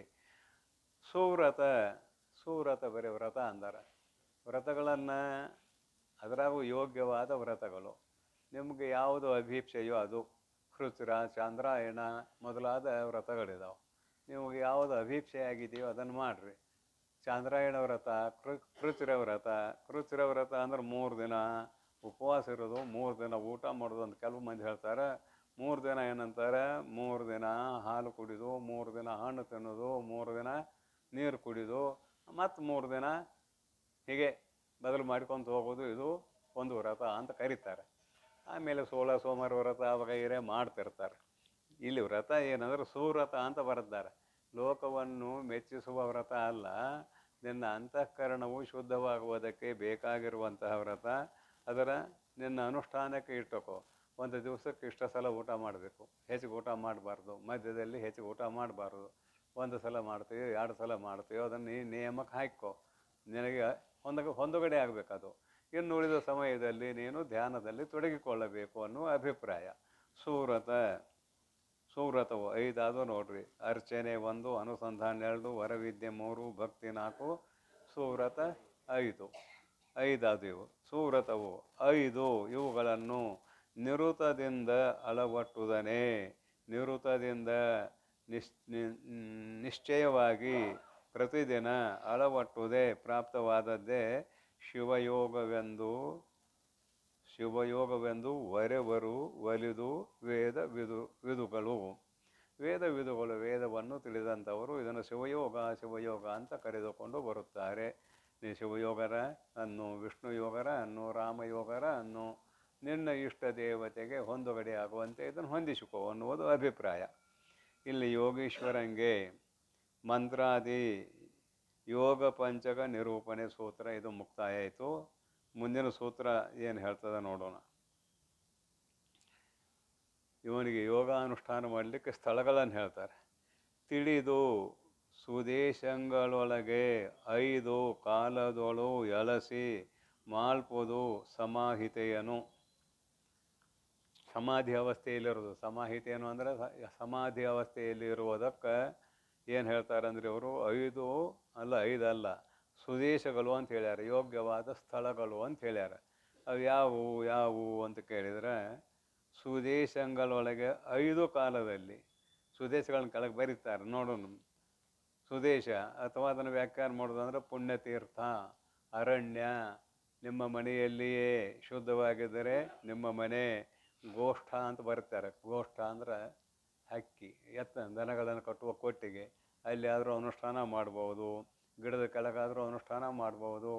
ಪುಣ್ಯತೀರ್ಥಗಳು, ಪುಣ್ಯಕ್ಷೇತ್ರಗಳು ಅಂತಿದಾವಲ್ಲ, ಅಲ್ಲಿ ಆದರೂ ಕೂಡ ಇದ್ದುಕೊಂಡು ಸಮಾಧಿಯ ಅಭ್ಯಾಸವನ್ನು ಮಾಡಬಹುದು. ಒಂದು ದಿವಸಕ್ಕೆ 5 ಸಲ ಮಾಡಬೇಕಂತ ಬರೀತಾರೆ. ತಿಳಿದು ಸುದೇಶಗಳೊಳಗೆ 5 ಕಾಲದೊಳು ಎಳಸಿ ಮಾಲ್ಪದು ಸಮಾಹಿತೆಯನು ಅಂತ ಬರೀತಾರೆ. 5 ಕಾಲ. 5 ಕಾಲ ಅಂದರೆ ಸಂಕ್ಷಿಪ್ತವಾಗಿ ಹೇಳಿಬಿಡೋಣ. ಬ್ರಾಹ್ಮಿ ಮುಹೂರ್ತ ಸಾಧಾರಣ 5 ಗಂಟೆ. ತದನಂತರ ಸೂರ್ಯೋದಯ, ಪ್ರಾತಃ ಸಂಧ್ಯಾಕಾಲ ಅಂತ ಕರಿತೇವೆ ಸೂರ್ಯೋದಯ. ಮಧ್ಯಾಹ್ನ ಸಂಧ್ಯಾಕಾಲ ಅಂತ ಕರಿತೇವೆ 12 ಗಂಟೆಗೆ. ಆಮೇಲೆ ಸಾಯಂಕಾಲ ಸೂರ್ಯನು ಅಸ್ತಾಗುವ ಸಮಯದಲ್ಲಿ. ತದನಂತರ ನಿದ್ರಾ ಸಮಯಕ್ಕೆ ಹೋದಾಗ, ನಿದ್ರೆ ಆಗೋಕ್ಕಿಂತ ಮುಂಚೆ 5 ಭಾಗ ಮಾಡ್ತಾರೆ. 3 ಸಂಧ್ಯಾಕಾಲ, 1 ಬೆಳಗಿನ ಬ್ರಾಹ್ಮಿ ಮುಹೂರ್ತ ಕಾಲ, ಇನ್ನೊಂದು ನಿದ್ರೆಗೆ ಹೋಗುವಕ್ಕಿಂತ ಮುಂಚಿನ ಕಾಲ. ನಿಮ್ಮ ಅಭ್ಯಾಸಕ್ಕೆ ಅನುಗುಣವಾಗಿ ನೀವು 9 ಗಂಟೆಗೆ ಮಲಗುತ್ತೀರೋ, 8 ಗಂಟೆಗೆ ಮಲಗುತ್ತೀರೋ, 10 ಗಂಟೆಗೆ ಮಲಗುತ್ತೀರೋ, ಅದಕ್ಕಿಂತ ಮುಂಚೆ ನೀವು ಅನುಸಂಧಾನ ಮಾಡಬೇಕು. ಸಮಾಧಿ ಎಷ್ಟೊತ್ತು ಏನು ಅಂತ ಕೆಳಗೆ ಬರೀತಾರೆ ನೋಡೋಣ ಏನಂತಾರೋ. ಕಮಲಾಕ್ಷಿ ದೇಶ ನಿಯಮವನು, ಆ ಕಾಲ ನಿಯಮವನು ಆ ಯೋಗಿಗೆ ವಿಧಿಯಿಂದ ವಿಮಲ ಸಮಾಧಿ ಸುಸ್ಥಿತಿಗೆ ಕಾರಣವಾಗಿ ಕ್ರಮದಿಂದ ಪೇಳ್ವೆನು ಆಲಿಸು. ಕಮಲಾಕ್ಷಿ, ಕಮಲದಂತಹ ಮುಖವುಳ್ಳವಳೆ, ಅಥವಾ ಕಮಲದಂತಹ ಅಂದರೆ ಕಮಲದೆಲೆಯ ಕಮಲದ ದೇಟಿನಂತ ಹೂವಿನ ಒಂದು ದಳ, ಕಮಲದ ಹೂವಿನ ಒಂದು ದಳದಂತಹ ಕಣ್ಣುಳ್ಳವಳೇ. ದೇಶ ಅಂದರೆ ಯೋಗ್ಯವಾದ ದೇಶ ಇರಬೇಕು. ಈಗ ಹೇಳಿದ್ನೆಲ್ಲ, ಪುಣ್ಯತೀರ್ಥಗಳು, ಅರಣ್ಯ, ಕೊಟ್ಟಿಗೆ ಮೊದಲಾದ ಯೋಗ್ಯ ದೇಶ. ನಿಯಮವನು, ಆ ಕಾಲ ನಿಯಮವನು, ಅವ 5 ಕಾಲ ಅಂತ ಹೇಳಿದ್ನೆಲ್ಲ ಸಂಕ್ಷಿಪ್ತವಾಗಿ. ಕಾಲ ನಿಯಮವನು ಯೋಗಿಗೆ ವಿಧಿಯಿಂದ ಕ್ರಮವಾಗಿ ವಿಮಲ ಸಮಾಧಿ ಸುಸ್ಥಿತಿಗೆ ಕಾರಣವಾಗಿ, ವಿಧಿಯಿಂದ ಮಾಡುವಿಕೆ. ವಿಮಲ ಸಮಾಧಿ ಶುದ್ಧವಾದ ಸಮಾಧಿ, ಅರ್ಥಾತ್ ಅಲ್ಲಿ ಏಕಾಗ್ರತೆಯೇ ಮುಖ್ಯ. ಸುಸ್ಥಿತಿಗೆ ಕಾರಣವಾಗಿ ಕ್ರಮದಿಂದೇ ಪೇಳ್ವೆನು ಆಲಿಸು ನೀರೇ. ಇದೆಲ್ಲ ನಾಮ ಸಂಕೀರ್ತನ ಅಷ್ಟೇ. ನೋಡೋಣ ಮುಂದಿನ ನುಡಿಗಳಲ್ಲಿ ಏನು ವಿಸ್ತಾರ ಆಗ್ತದೆ ಅನ್ನೋ ತಾನ ಗೊತ್ತಾಗ್ತದೆ. ಗಿರಿ, ಪುಣ್ಯತೀರ್ಥ, ಸಾಗರ, ಶಿವಗೃಹ, ಗೋಷ್ಠ. ಗಿರಿ ಅಂದ್ರೆ ಅರಣ್ಯ, ಪುಣ್ಯತೀರ್ಥ ಅಂದ್ರೆ ಪುಣ್ಯಕ್ಷೇತ್ರ, ಗೋಕರ್ಣ, ಕಾಶಿ ಮೊದಲಾದ ಪುಣ್ಯಕ್ಷೇತ್ರಗಳು. ಸಾಗರ ಸಮುದ್ರ, ಶಿವಗೃಹ ಅಂದರೆ ದೇವಸ್ಥಾನ, ಗೋಷ್ಠ ಅಂದ್ರೆ ಕೊಟ್ಟಿಗೆಯಲ್ಲಿ ಕುಳಿತುಕೊಂಡು ಸಮಾಧಿ ಮಾಡಲಿಕ್ಕೆ ಅವಕಾಶ ಇದೆ. ಗೋಷ್ಠ ವರ ನಿಜ ಭವನಾದಿಗಳು. ಮತ್ತು ಹಾಗೆಯೇ ಶ್ರೇಷ್ಠವಾದ ನಿನ್ನ ಮನೆಯಲ್ಲಿ ಸಮಾಧಿ ಅಭ್ಯಾಸವನ್ನು ಮಾಡುವುದಕ್ಕೆ ಅವಕಾಶ ಇತ್ತಂದ್ರೆ ಅಲ್ಲಿಯೂ ಕೂಡ ಮಾಡಬಹುದು. ಭವನಗಳು ಅಂತ ಬರೀತಾರೆ, ಭವನಾದಿಗಳು. ರಮ್ಯಕರ ವೆನಿಸೆರಲ್, ಅವುಗಳೇ ನೀನು ಸಮಾಧಿಯ ಅಭ್ಯಾಸವನ್ನು ಮಾಡುವುದಕ್ಕೆ ಯೋಗ್ಯ ಅಂತ ತೋರಿ ಬಂದರೆ. ರಮ್ಯಕರ ವೆನಿಸೆರಲ್, ಅದೇ ತಿಳಿ ಸುದೇಶಂಗಳು ಎಂದು ವರೆವುದು ಆ ಶ್ರುತಿ ಯೋಗಿಗೆ ಒಲವಿಂದ. ಶ್ರುತಿಯು ಈ ಸ್ಥಳಗಳಲ್ಲಿ ನೀನು ಸಮಾಧಿ ಅಭ್ಯಾಸವನ್ನು ಮಾಡುವುದಕ್ಕೆ ಅನುಕೂಲ ಇದೆ ಅಂತ ಶ್ರುತಿಯು ತಿಳಿಸಿಕೊಡುತ್ತದೆ ಅನ್ನುವುದು ಇಲ್ಲಿ ಅಭಿಪ್ರಾಯ. ಅಲ್ಲೇನು ಹೇಳಿದ್ದಾರೆ ಅಷ್ಟೇ, ಜೋಂತಃ ಹೆಚ್ಚಿಗೆ ಹೇಳುವಂಥ ಕೆಲಸ ಇಲ್ಲಿ ಹೆಚ್ಚಿಗೆ ಅದು ವಿಸ್ತಾರ ಮಾಡುವಂಥದ್ದು ಅಲ್ಲ. ಇಂತಹ ಜಾಗದಲ್ಲಿ ನೀನು ಯೋಗಾಭ್ಯಾಸವನ್ನು ಮಾಡು, ಸಮಾಧಿ ಅಭ್ಯಾಸವನ್ನು ಮಾಡು ಅಂತ ಹೇಳ್ತಾ ಹೊರಟಿದ್ದಾರೆ. ಮುಂದೆ ಏನಂತಾರೆ, ತಿಳಿಯೇ ಅರುಣೋದಯವನು, ಸಂಧ್ಯಾತ್ರಯವನು, ಬಳಿಕ ನಿದ್ರಾದಿ ಸಮಯವನು, ಕಳಹಂಸಗಮನೆ ಯೋಗಿಗೆ ಸಮಾಹಿತೆಯೊಳು ಸಲುವ 5 ಕಾಲವು ಎಂದು ಇವನು ಎಂತು. ಸಂಕ್ಷಿಪ್ತವಾಗಿ ಹೇಳಿಯಾಗಿದೆ. ಇದನ್ನು ಮ್ಯಾಲ ಸೂತ್ರ ಹೇಳುವಾಗ ಈಗ ನೋಡ್ರಿ ಬರೀತಾರೆ ಅವರು. ಅರುಣೋದಯ ಅಂದ್ರೆ ಬೆಳ್ಳಿ ಮೂಡಿತು ಅಂತ ಗ್ರಾಮೀಣ ಭಾಷೆಯಲ್ಲಿ ಒಂದು ಶಬ್ದ ಇದೆ. ಗುರು ನಕ್ಷತ್ರ ಪೂರ್ವ ದಿಕ್ಕಿನಲ್ಲಿ ಗೋಚರ ಆಯಿತು ಅಂದರೆ ಬೆಳ್ಳಿ ಮೂಡಿತು, ಬೆಳ್ಳಿ ಉದಯ ಆಯಿತು. ಏನೋ ಘಾಟ್ ಐತಲ್ಲಪ್ಪ, ಫ್ಯಾನ್ ಬಂದ್ ಮಾಡ್ರಿ. ಎಲ್ಲಿದೋ ಘಾಟ್ ಐತಿ, ತೀರ್ಬೇಡ, ಆ ಫ್ಯಾನ್ ಬಂದ್ ಮಾಡ್ಬೇಕಷ್ಟೆ.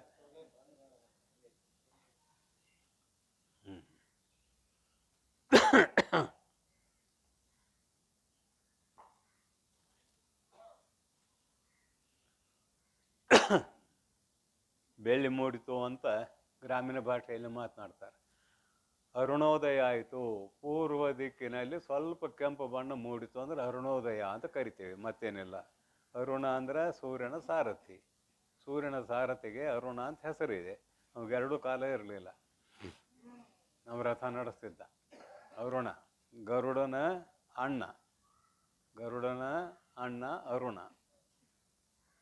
ಅರುಣೋದಯವನು, ಸಂಧ್ಯಾತ್ರಯವನು, ಪ್ರಾತಃ ಸಂಧ್ಯೆ ಅಂದರೆ ಸೂರ್ಯೋದಯ ಕಾಲ, ಮಧ್ಯಾಹ್ನ 12 ಗಂಟೆ, ಸಾಯಂಕಾಲ 6 ಗಂಟೆ, ಇದು ಸಂಧ್ಯಾತ್ರಯ. ಬಳಿಕ ನಿದ್ರಾದಿ ಸಮಯವನು, ಆದಿ ಸಮಯವನು, ನಿದ್ರೆ ಮಾಡುವಕ್ಕಿಂತ ಮೊದಲಿನ ಸಮಯವನು. 5 ಸಮಯ ಅದು ನೋಡು ಒಂದು ದಿವಸಕ್ಕೆ. ಸಂಧ್ಯಾತ್ರಯ, ಹಾಗೆಯೇ ಅರುಣೋದಯ ಮತ್ತು ನಿದ್ರೆಗೆ ಹೋಗುವಕ್ಕಿಂತ ಮುಂಚೆ 5 ಸಮಯದಲ್ಲಿ. ಕಳಹಂಸಗಮನೆ, ಹಂಸ ಪಕ್ಷಿಯಂತಹ ನಡಿಗೆಯುಳ್ಳವಳೇ, ಯೋಗಿಗೆ ಸಮಾಹಿತೆಯೊಳು, ಯೋಗಿಯಾದವನಿಗೆ ಸಮಾಹಿತೆಯೊಳು ಸಮಾಧಿಯ ಅಭ್ಯಾಸವನ್ನು ಮಾಡುವುದಕ್ಕೆ ಸಲ್ಲುವ ಐದು ಕಾಲವು ಎಂದು ಇವನು ಇಂತು. ಈ 5 ಸಮಯಗಳು ಸಮಾಧಿಯ ಅಭ್ಯಾಸವನ್ನು ಮಾಡುವುದಕ್ಕೆ ಯೋಗ್ಯವಾದವುಗಳು ಎಂದು ತಿಳಿದುಕೋ ಅಂದರು. ಇಲ್ಲೊಂದು ಕಲಹಂಸ ಗಮನೆ ಅಂತ ಬರೆದರು. ಕಲಹಂಸ ಗಮನೆ, ಮೆಲ್ಲನೆ ಅಡಿಯಿಟ್ಟು ನಡೆಯುವವಳೆ, ಮೆಲ್ಲನೆ ಅಡಿಯಿಟ್ಟು ನಡೆಯುವವಳೆ ಅಂತ. ಹಂಗ್ಯಾಕೆ ಬರೆದ್ರು ಅಂತ ಕೇಳಿದರೆ, ಯೋಗಾಭ್ಯಾಸವನ್ನು ಮೆಲ್ಲನೆ ಮೆಲ್ಲನೆ ಮಾಡಲಿಕ್ಕೆ ಅಭ್ಯಾಸ ಮಾಡಬೇಕಲ್ಲದೆ ದುಡುಕಿ ಮಾಡುವುದು ಅಲ್ಲ ಅಂತ ಇದರ ಅಭಿಪ್ರಾಯ. ಯೋಗಾಭ್ಯಾಸವನ್ನು ದುಡುಕಿ ಮಾಡುವುದು ಅಲ್ಲ, ನಿಧಾನವಾಗಿ ಅದನ್ನು ಮಾಡುವ ಅಭ್ಯಾಸ ಮಾಡಬೇಕು. ಅಂದರೆ ಅದು ಹೃದ್ಗತ ಆಗ್ತದೆ, ಇಲ್ಲದೆ ಹೋದರೆ ಅದು ಹೃದ್ಗತ ಆಗುವುದಿಲ್ಲ ಅನ್ನುವುದನ್ನಿಟ್ಟುಕೊಂಡು ಕಲಹಂಸ ಗಮನೆ ಅಂತ ಸಂಬೋಧನ ಬಳಸಿದ್ದಾರೆ ಇಲ್ಲಿ ತನ್ನ ಧರ್ಮಪತ್ನಿಯನ್ನು ಕುರಿತು. ಸಾಧಕರಿಗೆ ಹೇಳ್ತಾರೆ, ಒಂದಿನ ಮಾಡಿ ಬಿಟ್ಟು ಇಲ್ಲ ಒಂದಿನ ಗಡ ಮಾಡಿದ್ವಿ ಅದು ಅಲ್ಲ. ಶಾಸ್ತ್ರದ ಆಜ್ಞೆಯಂತೆ ನಿಧಾನವಾಗಿ ಅಭ್ಯಾಸ ಮಾಡಬೇಕು. ನಿಧಾನವಾಗಿ ಅಭ್ಯಾಸ ಮಾಡಿದ್ರೆ ಅಂದ್ರೆ ಒಂದಿನ ಗುರಿ ಮುಟ್ತಿ. ಮತ್ತು ನಿಧಾನತೆ ಇಲ್ಲ ಅಂದ್ರೆ ಗುರಿ ಮುಟ್ಟುವುದಿಲ್ಲ. ಇಲ್ಲಿ ಈ ಅಭ್ಯಾಸ ಮಾಡುವಾಗ ನಾ ಹೇಳೋದು, ಈ ಅಭ್ಯಾಸ ಮಾಡುವಾಗ ತಳುವುದೇ ಮಾಡ್ಬೋದಾವುದು ಭವಹರಣ, ತಡ ಮಾಡೋದೇ ಏನು ಮಾಡೋದು ಅಂದ್ರೆ ಭವಹರಣ ಮಾಡೋದು, ತಡನ ಮಾಡಬೇಡ ಅಂದಾರ ಇಲ್ಲಿ. ಮತ್ತು ನೀವು ಇಲ್ಲಿ ಹಿಂಗೆ ಹೇಳಕತ್ತೀರಲ್ಲ ಅಂತ ಹೆಂಗೆ ಅಂದ್ಕೊಂಡೀರಿ. ಯೋಗ ಅಭ್ಯಾಸ ಮಾಡುವಾಗ ನಿನ್ನಲ್ಲಿ ನಿಧಾನತೆ ಇದ್ರೆ ಮನಸ್ಸು ಏಕಾಗ್ರ ಆಗಲಿಕ್ಕೆ ಅನುಕೂಲ ಆಗ್ತದೆ ಅಂತ ಇದರ ಅಭಿಪ್ರಾಯ, ಮತ್ತೇನಿಲ್ಲ. ಈ 5 ಯೋಗ ಹೇಳಿದ್ರಲ್ಲ, ವರಪಂಚಕ ಕಾಲದೊಳು 2 ಮುಹೂರ್ತವು ಆದರದಿಂದೆ ವಿರತಿಯೊಳು ಅಳವಟ್ಟು ನಿರುತದೊಳು ಹೊಂದಿ ಸಮಾಧಿಯನ್ನು ಎಸಗಲ್ಕೆ ಪುರುಷಾರ್ಥವಿದು ಯೋಗಿ ಜನರಿಗೆ. ಯೋಗಿ ಜನರು ಇದನ್ನು ಸಾಧಿಸಿದ್ರೆ ಇದುವೇ ಅವರಿಗೆ ಪುರುಷಾರ್ಥ. ಯೋಗಿ ಜನರಿಗೆ ಅಂತ ಬರ್ತಾರೆ. ಯೋಗಿ ಜನರಿಗೆ ಪುರುಷಾರ್ಥವು ಇದು ನೋಡ್ರಿ. ವರಪಂಚಕಾಲದೊಳು 2 ಮುಹೂರ್ತವು, 5 ಕಾಲದಲ್ಲಿ 2 ಮುಹೂರ್ತ ಅಂತ ಹೇಳಿದ್ರೆ, ಒಂದು ಮುಹೂರ್ತಕ್ಕೆ 24 ಮಿನಿಟ್, 2 ಮುಹೂರ್ತ ಅಂದ್ರೆ 48 ನಿಮಿಷಗಳವರೆಗೆ. ಒಂದೊಂದು ಸಮಯಕ್ಕೆ 48 ನಿಮಿಷಗಳವರೆಗೆ ಯೋಗಾಭ್ಯಾಸವನ್ನು ಮಾಡಬೇಕು ಅಂತ. ಒಂದು ತಾಸಿಗೆ ಒಂದೆಷ್ಟ ಕಡಿಮೆ ಆಯಿತು, 12 ಮಿನಿಟ್ ಕಡಿಮೆ ಆಯಿತು ಅಂದ್ರೆ 1 ತಾಸಿನ ಒಳಗೆ ನಿನ್ನ ಯೋಗ ಮುಗಿಬೇಕು. ಮತ್ತು ಅದ್ರಾಗ ಕುಂತಂದ್ರೆ ಉಳಿದ ವ್ಯವಹಾರ ಎಲ್ಲ ನಿಲ್ತಾವೆ. ಅದಕ್ಕಾಗಿ 5 ಸಮಯದಲ್ಲಿ 5 ಕಾಲಗಳಲ್ಲಿ ಇದನ್ನು ಅಭ್ಯಾಸ ಮಾಡುವಂತ ಬರ್ತಾರೆ. ಎಂತೂ ಸಮಯ ವೈದರೊಳು, ಅಲ್ಲಿ 2 ಮುಹೂರ್ತ ಅಂತ ಆಯ್ತಲ್ಲ, 2 ಮುಹೂರ್ತ ಆಯ್ತಲ್ಲ. ವರಪಂಚ ಕಾಲದೊಳು 2 ಮುಹೂರ್ತವು ಆದರದಿಂದೆ ಪ್ರೀತಿಯಿಂದೆ ವಿರತಿಯೊಳು ಅಳವಟ್ಟು, ವೈರಾಗ್ಯ ಇರಬೇಕಲ್ಲಿ, ಯಾವ ಪದಾರ್ಥಗಳ ಆಸೆ ಇರಬಾರದು. ವಿರತಿಯೊಳು ಅಳವಟ್ಟು, ಯಾವುದೇ ಪದಾರ್ಥದ ಆಸೆ ಇರಬಾರ್ದು. ಸುಮ್ಮನೆ ತಮಾಷೆ ಮಾಡ್ತೇನೆ. ಏನು ತಮಾಷೆ ಅಂತ ಕೇಳಿದ್ರೆ, ಏಕಾದಶಿ ವ್ರತ ಮಾಡ್ತಾರೆ ಕೆಲವು ಜನರು. ಏಕಾದಶಿ ವ್ರತ ಮರುದಿನ ದ್ವಾದಶಿ ಮಜಾ ಇರ್ತದೆ, ಅದಕ್ಕೆ ಏಕಾದಶಿ ವ್ರತ ಮಾಡ್ತಾರೆ. ತಮಾಷೆ ಮಾಡ್ತೇನೆ ಅಂತ ಹೇಳಿದೆ ನಿಮಗೆ. ಏಕಾದಶಿ ಮಾಡಿ ಹೊಟ್ಟೆ ಖಾಲಿ ಮಾಡಿಕೊಳ್ಳೋದು, ಮರುದಿನ ಮಜಾ ಪದಾರ್ಥಗಳು ಇರ್ತಾವಲ್ಲ ಅವನ್ನ ಹೆಚ್ಚಾಗಿ ಊಟ ಮಾಡೋದು, ಇದು ದ್ವಾದಶಿ.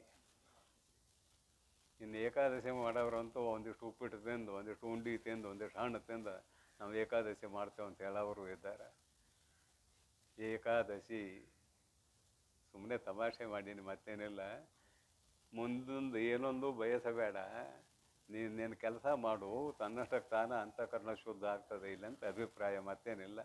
ವಿರತಿಯೊಳು ಅಳವಟ್ಟು, ವೈರಾಗ್ಯದಲ್ಲಿ ಕೂಡಿಕೊಂಡವನು ಆಗಿ, ನಿರುತದೊಳು ಅಂದ್ರೆ ಪ್ರತಿನಿತ್ಯದಲ್ಲಿ ಹೊಂದಿ, ಸಮಾಧಿಯನ್ನು ಪ್ರತಿನಿತ್ಯ ಒಂದು ಸಮಯ, ಆ ಸಮಯಕ್ಕೆ ಹೊಂದಿಕೊಂಡು ಸಮಾಧಿಯನ್ನು ಎಸಗಲ್ಕೆ, ಈ ಸಮಾಧಿಯ ಅಭ್ಯಾಸವನ್ನು ನೀನು ಮಾಡಿದ್ದೆ ಆದರೆ ಯೋಗಿ ಜನರಿಗೆ ಇದು ಪುರುಷಾರ್ಥವು. ಯೋಗಿ ಜನರಿಗೆ ಇದು ಪುರುಷಾರ್ಥವು ಅಂದ್ರೆ ಮುಖ್ಯವಾಗಿ ಇಲ್ಲಿ ಚಿತ್ತಶುದ್ಧಿ ಆಗೋದು, ಮತ್ತೇನಲ್ಲ. ಪುರುಷಾರ್ಥ ಅಂದ್ರೆ ಚಿತ್ತಶುದ್ಧಿ ಆಗೋದು. ಚಿತ್ತಶುದ್ಧಿ ಆಯಿತು ಅಂದ್ರೆ ನೀನು ಮುಕ್ತನಾಗಲಿಕ್ಕೆ ಬಹಳ ಸಮಯದ ಅವಶ್ಯಕತೆ ಇಲ್ಲ ಅಂತ ಸಾಕಷ್ಟು ಸಲ ಈ ಶಬ್ದ ಬಂದಿದೆ. ಸಾಕಷ್ಟು ಸಲ ಯೋಗಿಗಳಿಗೆ ಇದುವೇ ನಿಜವಾದ ಪುರುಷಾರ್ಥ. ಎಂತೂ ಮುಗಿಸ್ತಾರೆ ಇದನ್ನು ಈ ನುಡಿ. ಎಂತೂ ಸಮಯವು ಐದರೊಳು ಸಮಾಧಿಗಳನ್ನು ಓರಂತೆ ಮಾಳ್ಪ ಅಧಿಕಾರಿ ಜನರಿಗೆ ಮುಂತೆ ಮೂದೆರನಾಗಿ ತೋರುವ ಸೂಚನೆಯ ಅಂತವನು ವರೆವೆನು ಆಲಿಸು ನೀರೇ. ಯೋಗಾಭ್ಯಾಸ ಮಾಡುವವನಿಗೆ ಏನು ತೋರ್ತದ ಅನ್ನೋದನ್ನು ಮುಂದಿನ ನುಡಿಯಲ್ಲಿ ಮುಂದಿನ ಸೂತ್ರದಲ್ಲಿ ಹೇಳ್ತಾರೆ. ಇಲ್ಲಿ ಅದನ್ನು ಪ್ರತಿಜ್ಞೆ ಮಾಡ್ತಾರೆ. ಎಂತೂ ಈ ಹೇಳಿದ ಪ್ರಕಾರ ಸಮಯವೈದರೊಳು 5 ಸಮಯಗಳಲ್ಲಿ ಸಮಾಧಿಗಳನ್ನು ಸಮಾಧಿಯ ಅಭ್ಯಾಸವನ್ನು ಓರಂತೆ ಚೆನ್ನಾಗಿ ಮಾಡುವುದು ಅಧಿಕಾರಿ ಜನರಿಗೆ. ಹಿಂಗೆ ಯೋಗಾಭ್ಯಾಸವನ್ನು ಮಾಡುವ ಜನರಿಗೆ ಮುಂತೆ ಮೊದಲು ಅಂದರೆ ಯೋಗಾಭ್ಯಾಸದ ಮುಂಚೆ ಅಂದರೆ ಅದು ಅಭ್ಯಾಸ ಮಾಡ್ತಾ ಮಾಡ್ತಾ ಹೋಗುವಾಗ ಮುಂಚೆ ಮೊದಲು ಮೂದೆರನಾಗಿ ಮೂರು ರೀತಿಯಿಂದ ತೋರುವ ಸೂಚನೆಯು ಅಂತವನು ವರೆವೆನು. 3 ರೀತಿಯಿಂದ ತೋರುವ ಸೂಚನೆಗಳಿದ್ದಾವೆ, ಚಿಹ್ನೆಗಳಿದ್ದಾವೆ. ಅವನು ವರೆವೆನು ಆಲಿಸು ನೀರೇ. ಸರಳ ಸ್ವಭಾವದ ಮೈತ್ರೇಯಿಯೇ, ಅವುಗಳನ್ನು ಹೇಳುತ್ತೇನೆ, ನೀನು ಆಲಿಸು ಅಂತ ಈ ಪದ್ಯ ಮುಕ್ತಾಯ ಆಯಿತು. ಮುಂದಿನ ಸೂತ್ರಕ್ಕೆ ಹೋಗೋಣ. ಇಲ್ಲಿ ಮೊದಲೇ ಹೇಳಿದಂತೆ ಅಲ್ಲಿ ಎಷ್ಟು ಹೇಳಿದ್ದಾರೆ ಅಷ್ಟೇ ಹೇಳಬೇಕಲ್ಲದೆ ಹೆಚ್ಚಿಗೆ ಏನು ಹೇಳಲಿಕ್ಕೆ ಜಾಗಿಲ್ಲ ಅಂತ ಹೇಳಿದ್ದೇನೆ. ವನಿತೆ, ಯೋಗಾಭ್ಯಾಸಿಗಳಿಗೆ ಆದಿಯೊಳು ಸೂಕ್ಷ್ಮತನು ನಾದ ಸುಖಂ ಇವು ತೋರ್ಪವು. ಶರೀರ ಹಗರ ಆಗ್ತದಂತೆ, ಯೋಗಾಭ್ಯಾಸಿಗಳ ಶರೀರ ಹಗರ ಆಗ್ತದೆ. ನಾದ ಸಹಜವಾಗಿ ಕೇಳ್ತದಾರ, ಕಿವಿ ಮುಚ್ಕೊಂಡು ಕೊಂಡಿರ್ಬೇಕಾಗಿಲ್ಲ, ಕಿವಿ ಕಣ್ಣು ಮುಚ್ಚಿಕೊಂಡು ಕೂಡಿರಬೇಕಾಗಿಲ್ಲ. ಅವ್ರ ಮನಸ್ಸು ಮಾಡಿದರೆ ನಾದ ಸಹಜವಾಗಿ ಕೇಳ್ತದೆ. ನಾದ ಏನಾಯಿತು? ನಾದ ಸುಖ ಅಂದ್ರೆ ಆನಂದ ಸಹಜವಾಗಿ ಅವರಿಗೆ ಅವು ಪ್ರಾಪ್ತ ಆಗ್ತಾವೆ, ಗೋಚರ ಆಗ್ತಾವೆ. ಸುಖಮೇವು ತೋರ್ಪವು, ಇವು 3 ನಿನಗೆ ಯೋಗಾಭ್ಯಾಸಿಗೆ ತೋರುತ್ತವೆ ಅಂತ ಬರೆದಾರೆ. ಅವ್ರನ್ನೂ ಏನು ಬರೀತಾರೆ? ಮಂದ ಮಧ್ಯಮ ಉತ್ತಮರು ಎಂದು ಇಲ್ಲಿ ಮೂದೆರದಿಂದ ಅಭ್ಯಾಸಿಗಳು ಅವರನ್ನು ಇಂದುವದನೆ ತೋರ್ಪ ಸೂಚನಾತ್ರಯದೊಡನೆ ಹೊಂದಿ ಕಾಣಿಸಲ್ ಅರಿವುದು ನೀನು. ಇಂದುವದನೆ ಪೂರ್ಣಚಂದ್ರನಂತಹ ಮುಖವುಳ್ಳವಳೆ ಅಂತ ಸಂಬೋಧನ ಪ್ರಥಮ ಇದೆ. ನಿಯತವೆನಲು ನಿಶ್ಚಯವಾಗಿ ಸೂಕ್ಷ್ಮತನು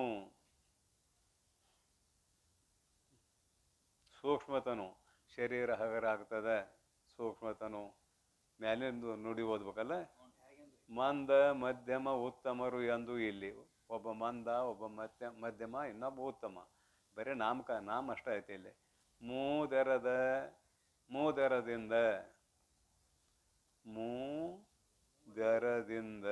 ಮೂದರದಿಂದವೇ ಅಭ್ಯಾಸಿಗಳು, ಈ 3 ರೀತಿಯಿಂದ ಅಭ್ಯಾಸಗಳು. ಅವರನ್ನು ಕುರಿತು ಇಂದುವದನೆ ಅದು ಸಂಬೋಧನ ಪ್ರಥಮ ಬಿಡ್ರಿ. ಅವರಿಗೆ ತೋರ್ಪ ಸೂಚನಾತ್ರಯದೊಡನೆ 3 ಚಿಹ್ನೆಗಳೊಡನೆ ಹೊಂದಿ ಕಾಣಿಸಲು ಅರಿವುದು ನೀನು. ಅವ್ರಿಗೆ ಕಾಣ್ತಾವಂತ ಬರ್ದಾರೆ ಅಷ್ಟೇ. ನಾಮ ಸಂಕೀರ್ತನ ಅಲ್ಲಿ ಮತ್ತೇನು ವಿಶೇಷ ಇಲ್ಲ. ಮುಂದೆ ಅದನ್ನು ವ್ಯಾಖ್ಯಾನ ಮಾಡ್ತಾರೆ. ನಿಯತವೆನಲು ನಿಶ್ಚಯವಾಗಿ ಸೂಕ್ಷ್ಮತನು ಶರೀರ ಹಗರ ಆಗ್ತದೆ. ಘಂಟಾಧಿಕ ನಾದ, ಆದಿ ಶಬ್ದದಿಂದ ಹಿಂದೇನು 10 ವಿಧವಾದ ನಾದಗಳು ಹೇಳ್ಕೊಂಬಂದಾರು, ಆ ನಾದಗಳು ಘಂಟಾಧಿಕ ನಾದ. ನಾದಚಯ ಅಂದ್ರೆ ಸಮೂಹ. ನಾದಚಯವು, ಈ ಸಮೂಹವು ಅಚ್ಚ ಸುಖಂ, ಕೇವಲ ಸುಖ. ಅಚ್ಚ ಸುಖಂ ಇವು ಕ್ರಮವಾಗಿ ಪ್ರಿಯತಮೆ ಮಂದ ಯೋಗಾಭ್ಯಾಸಿಯ ಶರೀರ ಹಗರ ಆಗ್ತದೆ. ಮಧ್ಯಮ ಯೋಗಾಭ್ಯಾಸಿಗೆ ಏನು ಕೇಳ್ತದೆ ಅಂದರೆ ಘಂಟಾನಾದಾದಿಗಳು ಕೇಳ್ತಾವೆ. ಇದು ಮಧ್ಯಮ ಯೋಗಾಭ್ಯಾಸಿಗೆ. ಉತ್ತಮ ಯೋಗಾಭ್ಯಾಸಿಗೆ ಕೇವಲ ಸುಖ ಗೋಚರ ಆಗ್ತದೆ. ಅಚ್ಚ ಸುಖ ಅಂತ ಬರ್ತಾರೆ. ಮಧ್ಯಮ ಉತ್ತಮರೊಳು ಚಿಹ್ನ ಅಂದ್ರೆ ಗುರುತು, ಚಿಹ್ನೆಗಳು. ತ್ರಯವೆಂದು ಇಲ್ಲಿ ಮೇಲೆ ಹೇಳಿದ ಶರೀರ ಹಗರಾಗುವಿಕೆ 1, ಘಂಟಾದಿನಾದಗಳನ್ನು ಕೇಳೋದು 1, ಕೇವಲ ಸುಖದಲ್ಲಿ ತನ್ನ ಮನಸ್ಸು ಇರುವುದು ಇನ್ನೊಂದು. ಮಂದ ಮಧ್ಯಮ ಉತ್ತಮರುಳು ಚಿಹ್ನತ್ರಯವೆಂದು ನೀನು ಅವಧರಿಪುದು. ಯಾರು ಯೋಗಾಭ್ಯಾಸ ಮಾಡ್ತಾರೆ ಅವರಿಗೆ ಇದು ಗೋಚರ ಆಗ್ತದಂತ ಹೇಳ್ತಾರೆ. ಶರೀರ ಹಗುರ ಆಯ್ತು ಅಂದ್ರೆ ಇನ್ನೂ ನಮ್ಮಂದ ಇದೇನಂತ ಅರ್ಥ. ಸಹಜವಾಗಿ ನಾದದ ಅನುಸಂಧಾನ ಆಯಿತು ಅಂದ್ರೆ ಮಧ್ಯಮ ಅಂತ ಅರ್ಥ. ಸಹಜವಾಗಿ ಯಾವಾಗಲೂ ಸುಖಾಕಾರ ವೃತ್ತಿಯಲ್ಲೇ ಉಳಿಯುವುದು ಉತ್ತಮನಿಗೆ ಸಹಜವಾದದ್ದು. ಹೀಗೆ 3 ರೀತಿಯ ಯೋಗಾಭ್ಯಾಸವನ್ನು ಮಾಡಲಿಕ್ಕೆ ಇವರು ಅವಕಾಶ ಕೊಟ್ಟಾರ. 3 ಮಂದಿ ಅಧಿಕಾರಿಗಳು 3 ತೆರನಾದ ಯೋಗಾಭ್ಯಾಸ ಅಂತೂ 5 ಕಾಲದಲ್ಲಿ ಮಾಡುವುದೇ ಅದು. ಇದು ಆರಂಭದಲ್ಲಿ ಪ್ರಾಪ್ತ ಆಗುವಂಥದ್ದು ಅಂತ ಬರೆದಾರೆ. ಆರಂಭದಲ್ಲಿ ಅಂದರೆ ಕೆಲವು ದಿನ ಯೋಗಾಭ್ಯಾಸ ಮಾಡಿದ ಮೇಲೆ ಅಂತ ಹೇಳಬೇಕಲ್ಲದೆ ಮೊದಲ ಪ್ರಾಪ್ತ ಆಗ್ತಾವ ಅಂದರೆ ಯೋಗಾಭ್ಯಾಸವನ್ನೇ ಮಾಡಿಲ್ಲ ಮೊದಲೇ ಹೆಂಗೆ ಪ್ರಾಪ್ತ ಆಗ್ತಾವೆ, ಆಗುವುದಿಲ್ಲ. ನಿಯತದಿಂದ ಅಭ್ಯಾಸ ಕ್ರಿಯೆಯನು ಎಂತು ಒಲಿದು ಮಾಸವು ಈರಾರು ಮಾಸವರಿಯೇ 3 ಮಾಸವು ಆ ಮಂದಾದಿ ಮೂವರ್ಗೆ ಲೇಸೆನಿಪಂತೆ ಅನುಗತಿ ವಿಧಿಯೊಳು ಯೋಗಾಭ್ಯಾಸವನ್ನೇ ಕರಣೀಯವು, ಇದು ಸತ್ಯ. ಇನ್ನೊಂದ್ಸಲ ಪದಚ್ಛೇದ ಮಾಡ್ತಾನೆ ನೋಡ್ರಿ. ಮಾಸವು ಈರಾರು ಮಾಸವರಿಯೇ 3 ಮಾಸವು ಆ ಮಂದಾದಿ ಮೂವರ್ಗೆ ಲೇಶನಿಪಂತೆ ಅನುಗತಿ ವಿಧಿಯೊಳು ಯೋಗಾಭ್ಯಾಸವೇ ಕರಣೀಯವು, ಇದು ಸತ್ಯ. ಮಾಸವು ಈರಾರು ಅಂದ್ರೆ 6 ಮತ್ತು 12 ಮಾಸ ಒಬ್ಬನಿಗೆ, ಆಮೇಲೆ 6 ಮಾಸ ಒಬ್ಬನಿಗೆ, 3 ಮಾಸ ಒಬ್ಬನಿಗೆ. ಮಾಸ ಅಂದ್ರೆ ತಿಂಗಳು. 12 ಮಾಸ ಮಂದನಿಗೆ, ಮಧ್ಯನಿಗೆ 6 ತಿಂಗಳ, ಉತ್ತಮನಿಗೆ 3 ತಿಂಗಳ. ಮಾಸವೀರಾರು ಮಾಸವರಿಯೇ 3 ಮಾಸವ ಮಂದಾದಿ ಮೂವರ್ಗೆ ಲೇಶೆನಿಪಂತೆ ಯೋಗ್ಯವು ಎಂದು ಹೇಳುವಂತೆ ಲೇಶೆನಿಪಂತೆ ಅನುಗತಿ ವಿಧಿಯಳು ತಿಳಿಯುವ ರೀತಿಯಲ್ಲಿ ಯೋಗಾಭ್ಯಾಸ ಕರಣೀಯವು, ಇದು ಸತ್ಯ. ಅನುಗತಿ ಕ್ರಮದಳು ಯೋಗಾಭ್ಯಾಸವನ್ನು ನಿರಂತರ ಇವರು ಮಾಡಬೇಕು, ಇದು ಸತ್ಯ ಅಂತ ನಿಯಮನ ಮಾಡಿದರು. ಮಂದನಿಗೆ 12 ತಿಂಗಳು ಹೇಳಿದರು, ಮಧ್ಯಮನಿಗೆ 6 ತಿಂಗಳು ಹೇಳಿದರು, ಉತ್ತಮನಿಗೆ 3 ತಿಂಗಳು ಹೇಳಿದರು. ಬಿಡದೆ ಯೋಗಾಭ್ಯಾಸವನ್ನು ಇಷ್ಟು ಮಾಡಿದರೆ ಶರೀರ ಹಗರ ಆಗ್ತದೆ, ಆಮೇಲೆ ನಾದ ಸಹಜವಾಗಿ ಕೇಳ್ತದೆ, ಆಮೇಲೆ ಸಹಜವಾಗಿ ಸುಖಾಕಾರ ವೃತ್ತಿಯಲ್ಲಿ ಮನಸ್ಸು ಉಳಿತದೆ ಅನ್ನುವುದು ಇದರ ಅಭಿಪ್ರಾಯ. ಹಾಗೆ ಯೋಗಾಭ್ಯಾಸ ಮಾಡಿದರೆ ಏನಾಗ್ತದೆ ಅಂದ್ರೆ ಅಂತಃಕರಣ ಶುದ್ಧ ಆಗ್ತದೆ. ಮತ್ತು ನಾವು ಅಲ್ಲಿಗೆ ಹೋಗ್ಬೇಕೀಗ. ಅಂತಃಕರಣ ಶುದ್ಧ ಆಗ್ತದೆ. ನಿಯತದಿಂದ ಅಭ್ಯಾಸ ಕ್ರಿಯೆಯನು ಎಂತು ಒಲಿದು ಅನುನಯವನು ಉಳಿಯದೆ ಮಾಲ್ಪರಿಗೆ ಪ್ರಿಯತಮೆ ಕೇಳು ಅಹುದು ಆಗಲ್ ಆರೂಢತೆ ಕ್ರಿಯೆ ಬಳಿಕ ಒಂದುಂ ಇಲ್ಲಿದು ನಿಜ. ಮುಗಿಸ್ತಾರೆ. ಏನು ಮುಗಿಸ್ತಾರೋ?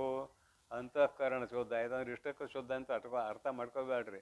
ಕೇವಲ 12 ತಿಂಗಳ, ಕೇವಲ 6 ತಿಂಗಳ, ಕೇವಲ 3 ತಿಂಗಳದಾಗ ಅಂತಃಕರಣ ಶುದ್ಧ ಆಗ್ತದಂತ ಅರ್ಥ ಮಾಡ್ಕೋಬೇಡ್ರಿ.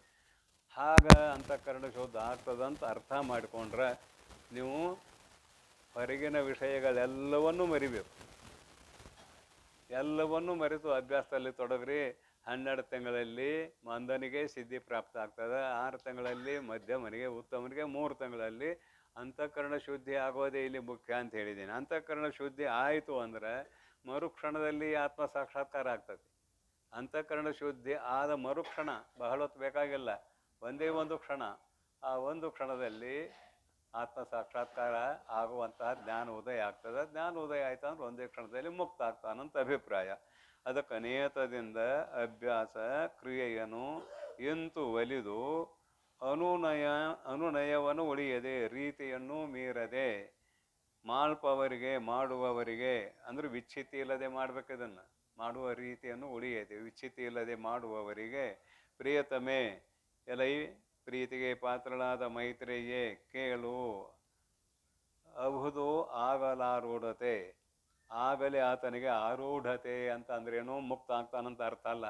ಅಂತಃಕರಣ ಶುದ್ಧ ಆಗ್ತಾನ, ಅಂತಃಕರಣ ಶುದ್ಧ ಆಗ್ತದೆ. ಶುದ್ಧ ಆದ ಮೇಲೆ ಆರೂಢ ಆಗ್ತಾನೆ. ಅಂತಃಕರಣ ಶುದ್ಧ ಆಗುವವರೆಗೆ ಆರೂಢ ಆಗೋದಿಲ್ಲ. ಆರೂಢ ಅಂದ್ರೆ ಯೋಗವನ್ನು ಆರೋಹಣ ಮಾಡಿದವನು ಅಂತ ಅರ್ಥ. ಆರೂಢ ಅಂದ್ರೆ ಸಿದ್ಧಾರೂಢರು ಅಂತ ಅರ್ಥ ಮಾಡಬೇಡ್ರಿ. ಯೋಗವನ್ನು ಆರೋಹಣ ಮಾಡಿದವನು ಅಂತ ಅರ್ಥ. ಪ್ರೇತಮೆ ಕೇಳು ಅಹುದು ಆಗಲ್ ಆರೂಢತೆ. ಕ್ರಿಯೆ ಬಳಿಕೊಂದುಂ ಇಲ್ಲಿದು ನಿಜ. ಯಾವಾಗ ಆರೂಢ ಆಗ್ತಾನ, ಕರ್ಮ ಮಾಡೋ ಕೆಲಸ ಇಲ್ಲ ಆಗ, ಈ ಯೋಗಾಭ್ಯಾಸ ಮಾಡೋ ಕೆಲಸ ಇಲ್ಲ ಆಗ. ಮತ್ತೇನು ಕೆಲಸ? ಕೇವಲ ಶ್ರವಣ, ಕೇವಲ ಮರಣ, ಕೇವಲ ನಿಧಿಧ್ಯಾಸನ, ಅದನ್ನಷ್ಟ ಮಾಡೋದು ಉಳಿತದೆ ಇವನಲ್ಲಿ ಅಂತ ಈ ಸೂತ್ರದ ಅರ್ಥ. ಮುಂದಿನ ಸೂತ್ರಾನು ಎರಡು ನುಡಿ ನೋಡೇ ಬಿಡೋನು. ಊಟಕ್ಕೆ ವಿಷಯಕ್ಕೆ ಮರುಗು ತಿಪ್ಪಾತಂಗೆ ಕೂಟ ಒಪ್ಪುದೆ ಶಿವ ಪಥದೊಳು. ಶಿವ ಪಥದೊಳು ಬಿದ್ದತಿ. ಹೊಸ ಪುಸ್ತಕದಾಗ ಶಿವ ಪದದೊಳು ಬಿದ್ದತಿ. ಶಿವ ಪಥದೊಳು ಆಗ್ಬೇಕದ, ಪಥ ಆಗ್ಬೇಕದು.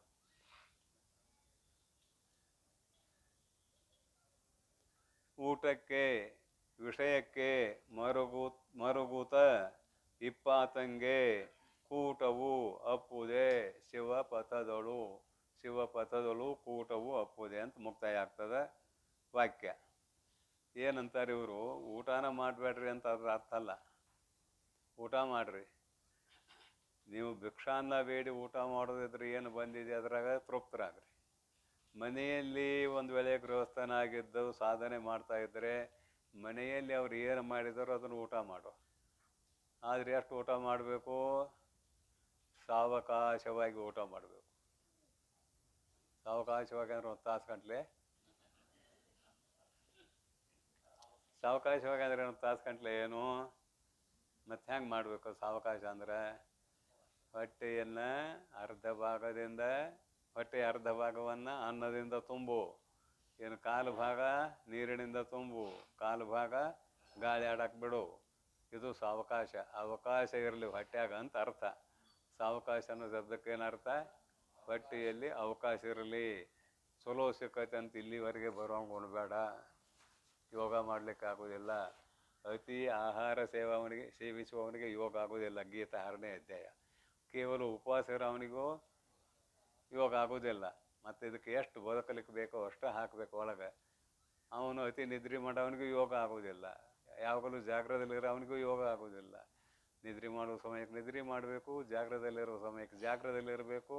ಅಂಥವನಿಗೆ ಯೋಗಾಭ್ಯಾಸ ಆಗ್ತದೆ ಅಂತ ಗೀತೆ 6ನೇ ಅಧ್ಯಾಯದಲ್ಲಿ ವಿಸ್ತಾರವಾಗಿ ಬರೆದಾರೆ. ಅದನ್ನೇ ಇಲ್ಲಿ ಸುಮ್ಮನೆ ನೆನಪಿಗೆ ತಂದಿದ್ದೇನೆ. ಊಟಕ್ಕೆ ವಿಷಯಕ್ಕೆ ಮರುಗು ತಿಪ್ಪಾತಂಗೆ. ಬರೀ ಊಟ ಮಾಡೋದೇ ನನ್ನ ಕೆಲಸ, ವಿಷಯಗಳ ಸಂಗ್ರಹ ಮಾಡೋದೇ ನನ್ನ ಕೆಲಸ ಅಂತ ಯಾರು ತಿಳ್ಕೊಂಡಿದ್ದಾರಲ್ಲ ಅವರೆಲ್ಲರೂ ಊಟಕ್ಕೆ ವಿಷಯಕ್ಕೆ ಮರುಗುವವರು. ಮರುಗುತ್ತ ಇಪ್ಪಾತಂಗೆ, ಮರುಗುತ್ತಿಪ್ಪಾತಂಗೆ, ಮರುಗುತ್ತಿರುವವನಿಗೆ ಶಿವಪಥದೊಳು ಕೂಟವು ಅಪ್ಪುದೆ. ಶಿವಪಥದೊಳು, ಶಿವಪಥವರಿವೆಡೆ ವಚನಕಾರ ಒಂದು ಮಾತು ಹೇಳಿದರು, ಗುರುಪಥವೇ ಮೊದಲು. ಗುರುಪಥವನರಿವೆಡೆ ಕೂಡಲ ಸಂಗಮ ದೇವರನು ಅರಿವಡೆ ಅಂತೇನು ವಚನ ಐತಲ್ಲ, ಮಡಕೆಯ ಮಾಡುವಡೆ ಮಣ್ಣೆ ಮೊದಲು ಅನ್ನೋದು. ಶಿವಪಥವರಿವೆಡೆ ಗುರುಪಥವೇ ಮೊದಲು ಅಂತ ಬರೆದಾರೆ ಅಲ್ಲಿ. ಶಿವಪಥ ಅಂದ್ರೆ ಏನು? ಇದಕ್ಕೆ ಅರ್ಥ ಅಂದ್ರೆ ಮಂಗಳಮಯವಾದ ದಾರಿ, ಶಿವಮಯವಾದ ದಾರಿ. ಶಿವಮಯವಾದ ದಾರಿ ಅಂದ್ರೆ ಏನು? ಮಂಗಳಮಯವಾದ ದಾರಿ ಅಂದ್ರೆ ಏನು ಅಂತ ಕೇಳಿದರೆ, ಹುಟ್ಟಿದರೆ ಸಾವಿಲ್ಲದಿಹ ಬಲು ಬಟ್ಟೆಯನ್ನು ಸಾಧಿಸಲು ಬೇಕದು, ನೆಟ್ಟನೆ ಅಳವಡದಿರ್ದೊಡೆ ಈತನು ಬಿದ್ದ ಬೆಳಕಿನಲ್ಲಿ ಹುಟ್ಟದಿಹ ವಿದ್ಯೆಯನ್ನು ಕಲಿಯುವುದು ಸೃಷ್ಟಿಯೊಳಗೆ ಉತ್ತಮವು, ಹೊಟ್ಟೆಗೆ ಕಷ್ಟಪಡುವ ವಿದ್ಯೆಗಳ ಕಲಿತೇನು ಫಲವೆಂದ ಅಂತ ಅನುಭವ ಅಮೃತಕಾರರು ನೆನಪಿಗೆ ಬರ್ತಾರೆ ಇಲ್ಲಿ. ಅನುಭವ ಅಮೃತಕಾರರು ಶಿವಪಥ. ಹುಟ್ಟಿದರೆ ಸಾವಿಲ್ಲದಿಹ ಬಟ್ಟೆಯನ್ನು ಸಾಧಿಸಲು ಬೇಕು. ಬಟ್ಟೆ ಅಂದರೆ ಅರಿವೆ ಅಲ್ಲ, ದಾರಿ ಅಂತ ಅರ್ಥ ಇದೆ. ಬಟ್ಟೆ ಶಬ್ದಕ್ಕೆ ಅರಿವೆ ಅಂತೂ ಅರ್ಥ ಇದೆ, ದಾರಿ ಅಂತೂ ಅರ್ಥ ಇದೆ. ಮಂಗಲಮಯವಾದ ದಾರಿಯನ್ನು ನೀನು ನಿನ್ನ ಜೀವನದಲ್ಲಿ ಅಳವಡಿಸಿಕೊಳ್ಳಬೇಕು. ಅಂದರೆ ಮಂಗಲಮಯವಾದ ದಾರಿಯಲ್ಲಿ ಹೋಗುವಿಕೆಯನ್ನು ನಿನ್ನ ಜೀವನದಲ್ಲಿ ಅಳವಡಿಸಿಕೊಳ್ಳಬೇಕು. ಮಂಗಲಮಯವಾದ ದಾರಿ ಯಾವುದು ಅಂತ ಕೇಳಿದರೆ, ನಿನ್ನ ಸ್ವರೂಪದ ಕಡೆಗೆ ಕರೆದುಕೊಂಡು ಹೋಗುವುದು ಮಂಗಲಮಯವಾದ ದಾರಿ. ಅಮಂಗಲಮಯವಾದ ದಾರಿ ಯಾವುದು ಅಂತ ಕೇಳಿದರೆ, ಮರಣದ ಕಡೆಗೆ ಕರೆದುಕೊಂಡು ಹೋಗುವುದು ಅಮಂಗಲವಾದ ದಾರಿ, ಮರಣದ ಕಡೆಗೆ ಕರ್ಕೊಂಡು ಹೋಗುವುದು. ಮತಯೋ ಯತ್ರ ಗಚ್ಚಂತಿ ತತ್ರ ಗಚ್ಚಂತಿ ವಾನರಾಹ, ಶ್ರುತಯೋ ಯತ್ರ ಗಚ್ಚಂತಿ ತತ್ರ ಗಚ್ಚಂತಿ ಹಿ ನರಾಹ. ಒಂದು ಶ್ಲೋಕ ನೆನಪಿಗೆ ಬರ್ತದೆ. ಮನಸ್ಸಿಗೆ ಬಂದಂತೆ ದಾರಿಯನ್ನು ಮಾಡಿಕೊಂಡು ನಡೆಯುವವರು ವಾನರರು ಅಂತ ಬರೆದ್ದಾರೆ. ಚಂದನ ಶಬ್ದ ಬರೆದ್ದಾರೆ ಅಲ್ಲಿ. ವಾನರರು, ಬಾಲವುಳ್ಳವರು. ಬಾಲವುಳ್ಳವರು ಅಂದ್ರೆ ಮಂಗ್ಯಗಳು ಅಂತ. ವಾನರರು ಅಂತ ಬರೆದ್ದಾರೆ. ಈ ಮತಿ ತನ್ನ ಬುದ್ಧಿ ತನ್ನ ಮನಸ್ಸು ಹೇಳಿದಂತೆ ದಾರಿ ಕಂಡುಕೊಂಡು ಹೊಂಟಿದಾನಲ್ಲ, ಮರಣದ ದಾರಿಯನ್ನೇ ಹೇಳುತ್ತಾನೆ, ಸಾಯುವ ದಾರಿಯನ್ನೇ ಹೇಳುತ್ತಾನೆ. ಇದು ಅಮಂಗಲವಾದ ದಾರಿ. ಶಿವ ಅಂದ್ರೆ ಮಂಗಲಮಯವಾದ ದಾರಿ. ಶಿವ ಶಬ್ದಕ್ಕೆ ಮಂಗಲ ಅಂತ ಅರ್ಥ ಇದೆ. ಮಂಗಲಮಯವಾದ ದಾರಿ ಯಾವುದು ಅಂದ್ರೆ ನಿನ್ನ ಸ್ವರೂಪದ ಕಡೆಗೆ ನಿನ್ನನ್ನು ಕರೆದುಕೊಂಡು ಹೋಗುವುದು ಮಂಗಲಮಯವಾದ ದಾರಿ. ಅದುವೇ ಶರಣರ ಸಂಘ, ಸಂತರ ಸಂಘ, ಶಾಸ್ತ್ರ ಚಿಂತನೆ. ಈ ದಾರಿಯಲ್ಲಿ ಬಂದೆ ಅಂದರೆ ಅದು ಶಿವಪಥ ಅಂತ ಕರೆಸ್ಕೊಳ್ತದೆ. ಶಿವಪಥ ಏನಂದ್ರೆ ನೋಡ್ರಿ ಇಲ್ಲಿ. ಊಟಕ್ಕೆ ಜಲಜಾಕ್ಷಿ, ಅದು ಇದು ಮುಗೀತು, ಸೂತ್ರ ಮುಗೀತು. ಜಲಜಾಕ್ಷಿ ಮೈತ್ರೇಯಿಯೇ ಅಲಸದೆ ಅಭ್ಯಾಸವನು ಒಲೆದು ಮಾಲ್ಪಾತನು ಆ ಸ್ತುತಿ ನಿಂದೆ ಗೆಲುವು ಅಪಜಯಂ ಇವರಳು ಸಮತಾ ಬುದ್ಧಿ ನಿಲೆ ಭಿಕ್ಷಾಟವನು ಆಚರಿಪನು. ಇಲ್ಲೆಲ್ಲ ಬರ್ತದೆ ಮುಂದೆ. ಊಟಕ್ಕೆ ವಿಷಯಕ್ಕೆ ಅಂತ ಏನು ಹೇಳಿದ್ನಲ್ಲ ಅದೆಲ್ಲ ಮುಂದೆ ಬರ್ತದೆ. ಅದನ್ನು ವಿಸ್ತಾರವಾಗಿ ಮುಂದಿನ ಪ್ರವಚನದಲ್ಲಿ ತಿಳಿಯೋಣ ಅಂತ ಹಾರೈಸಿ ಇಂದಿನ ಪ್ರವಚನಕ್ಕೆ ವಿಶ್ರಾಂತಿ. ಓಂ ತತ್ಸತ್ಪರಬ್ರಹ್ಮಣೇ ನಮಃ. ಪೂರ್ಣಮದ ಪೂರ್ಣಮಿದಂ ಪೂರ್ಣಾತ್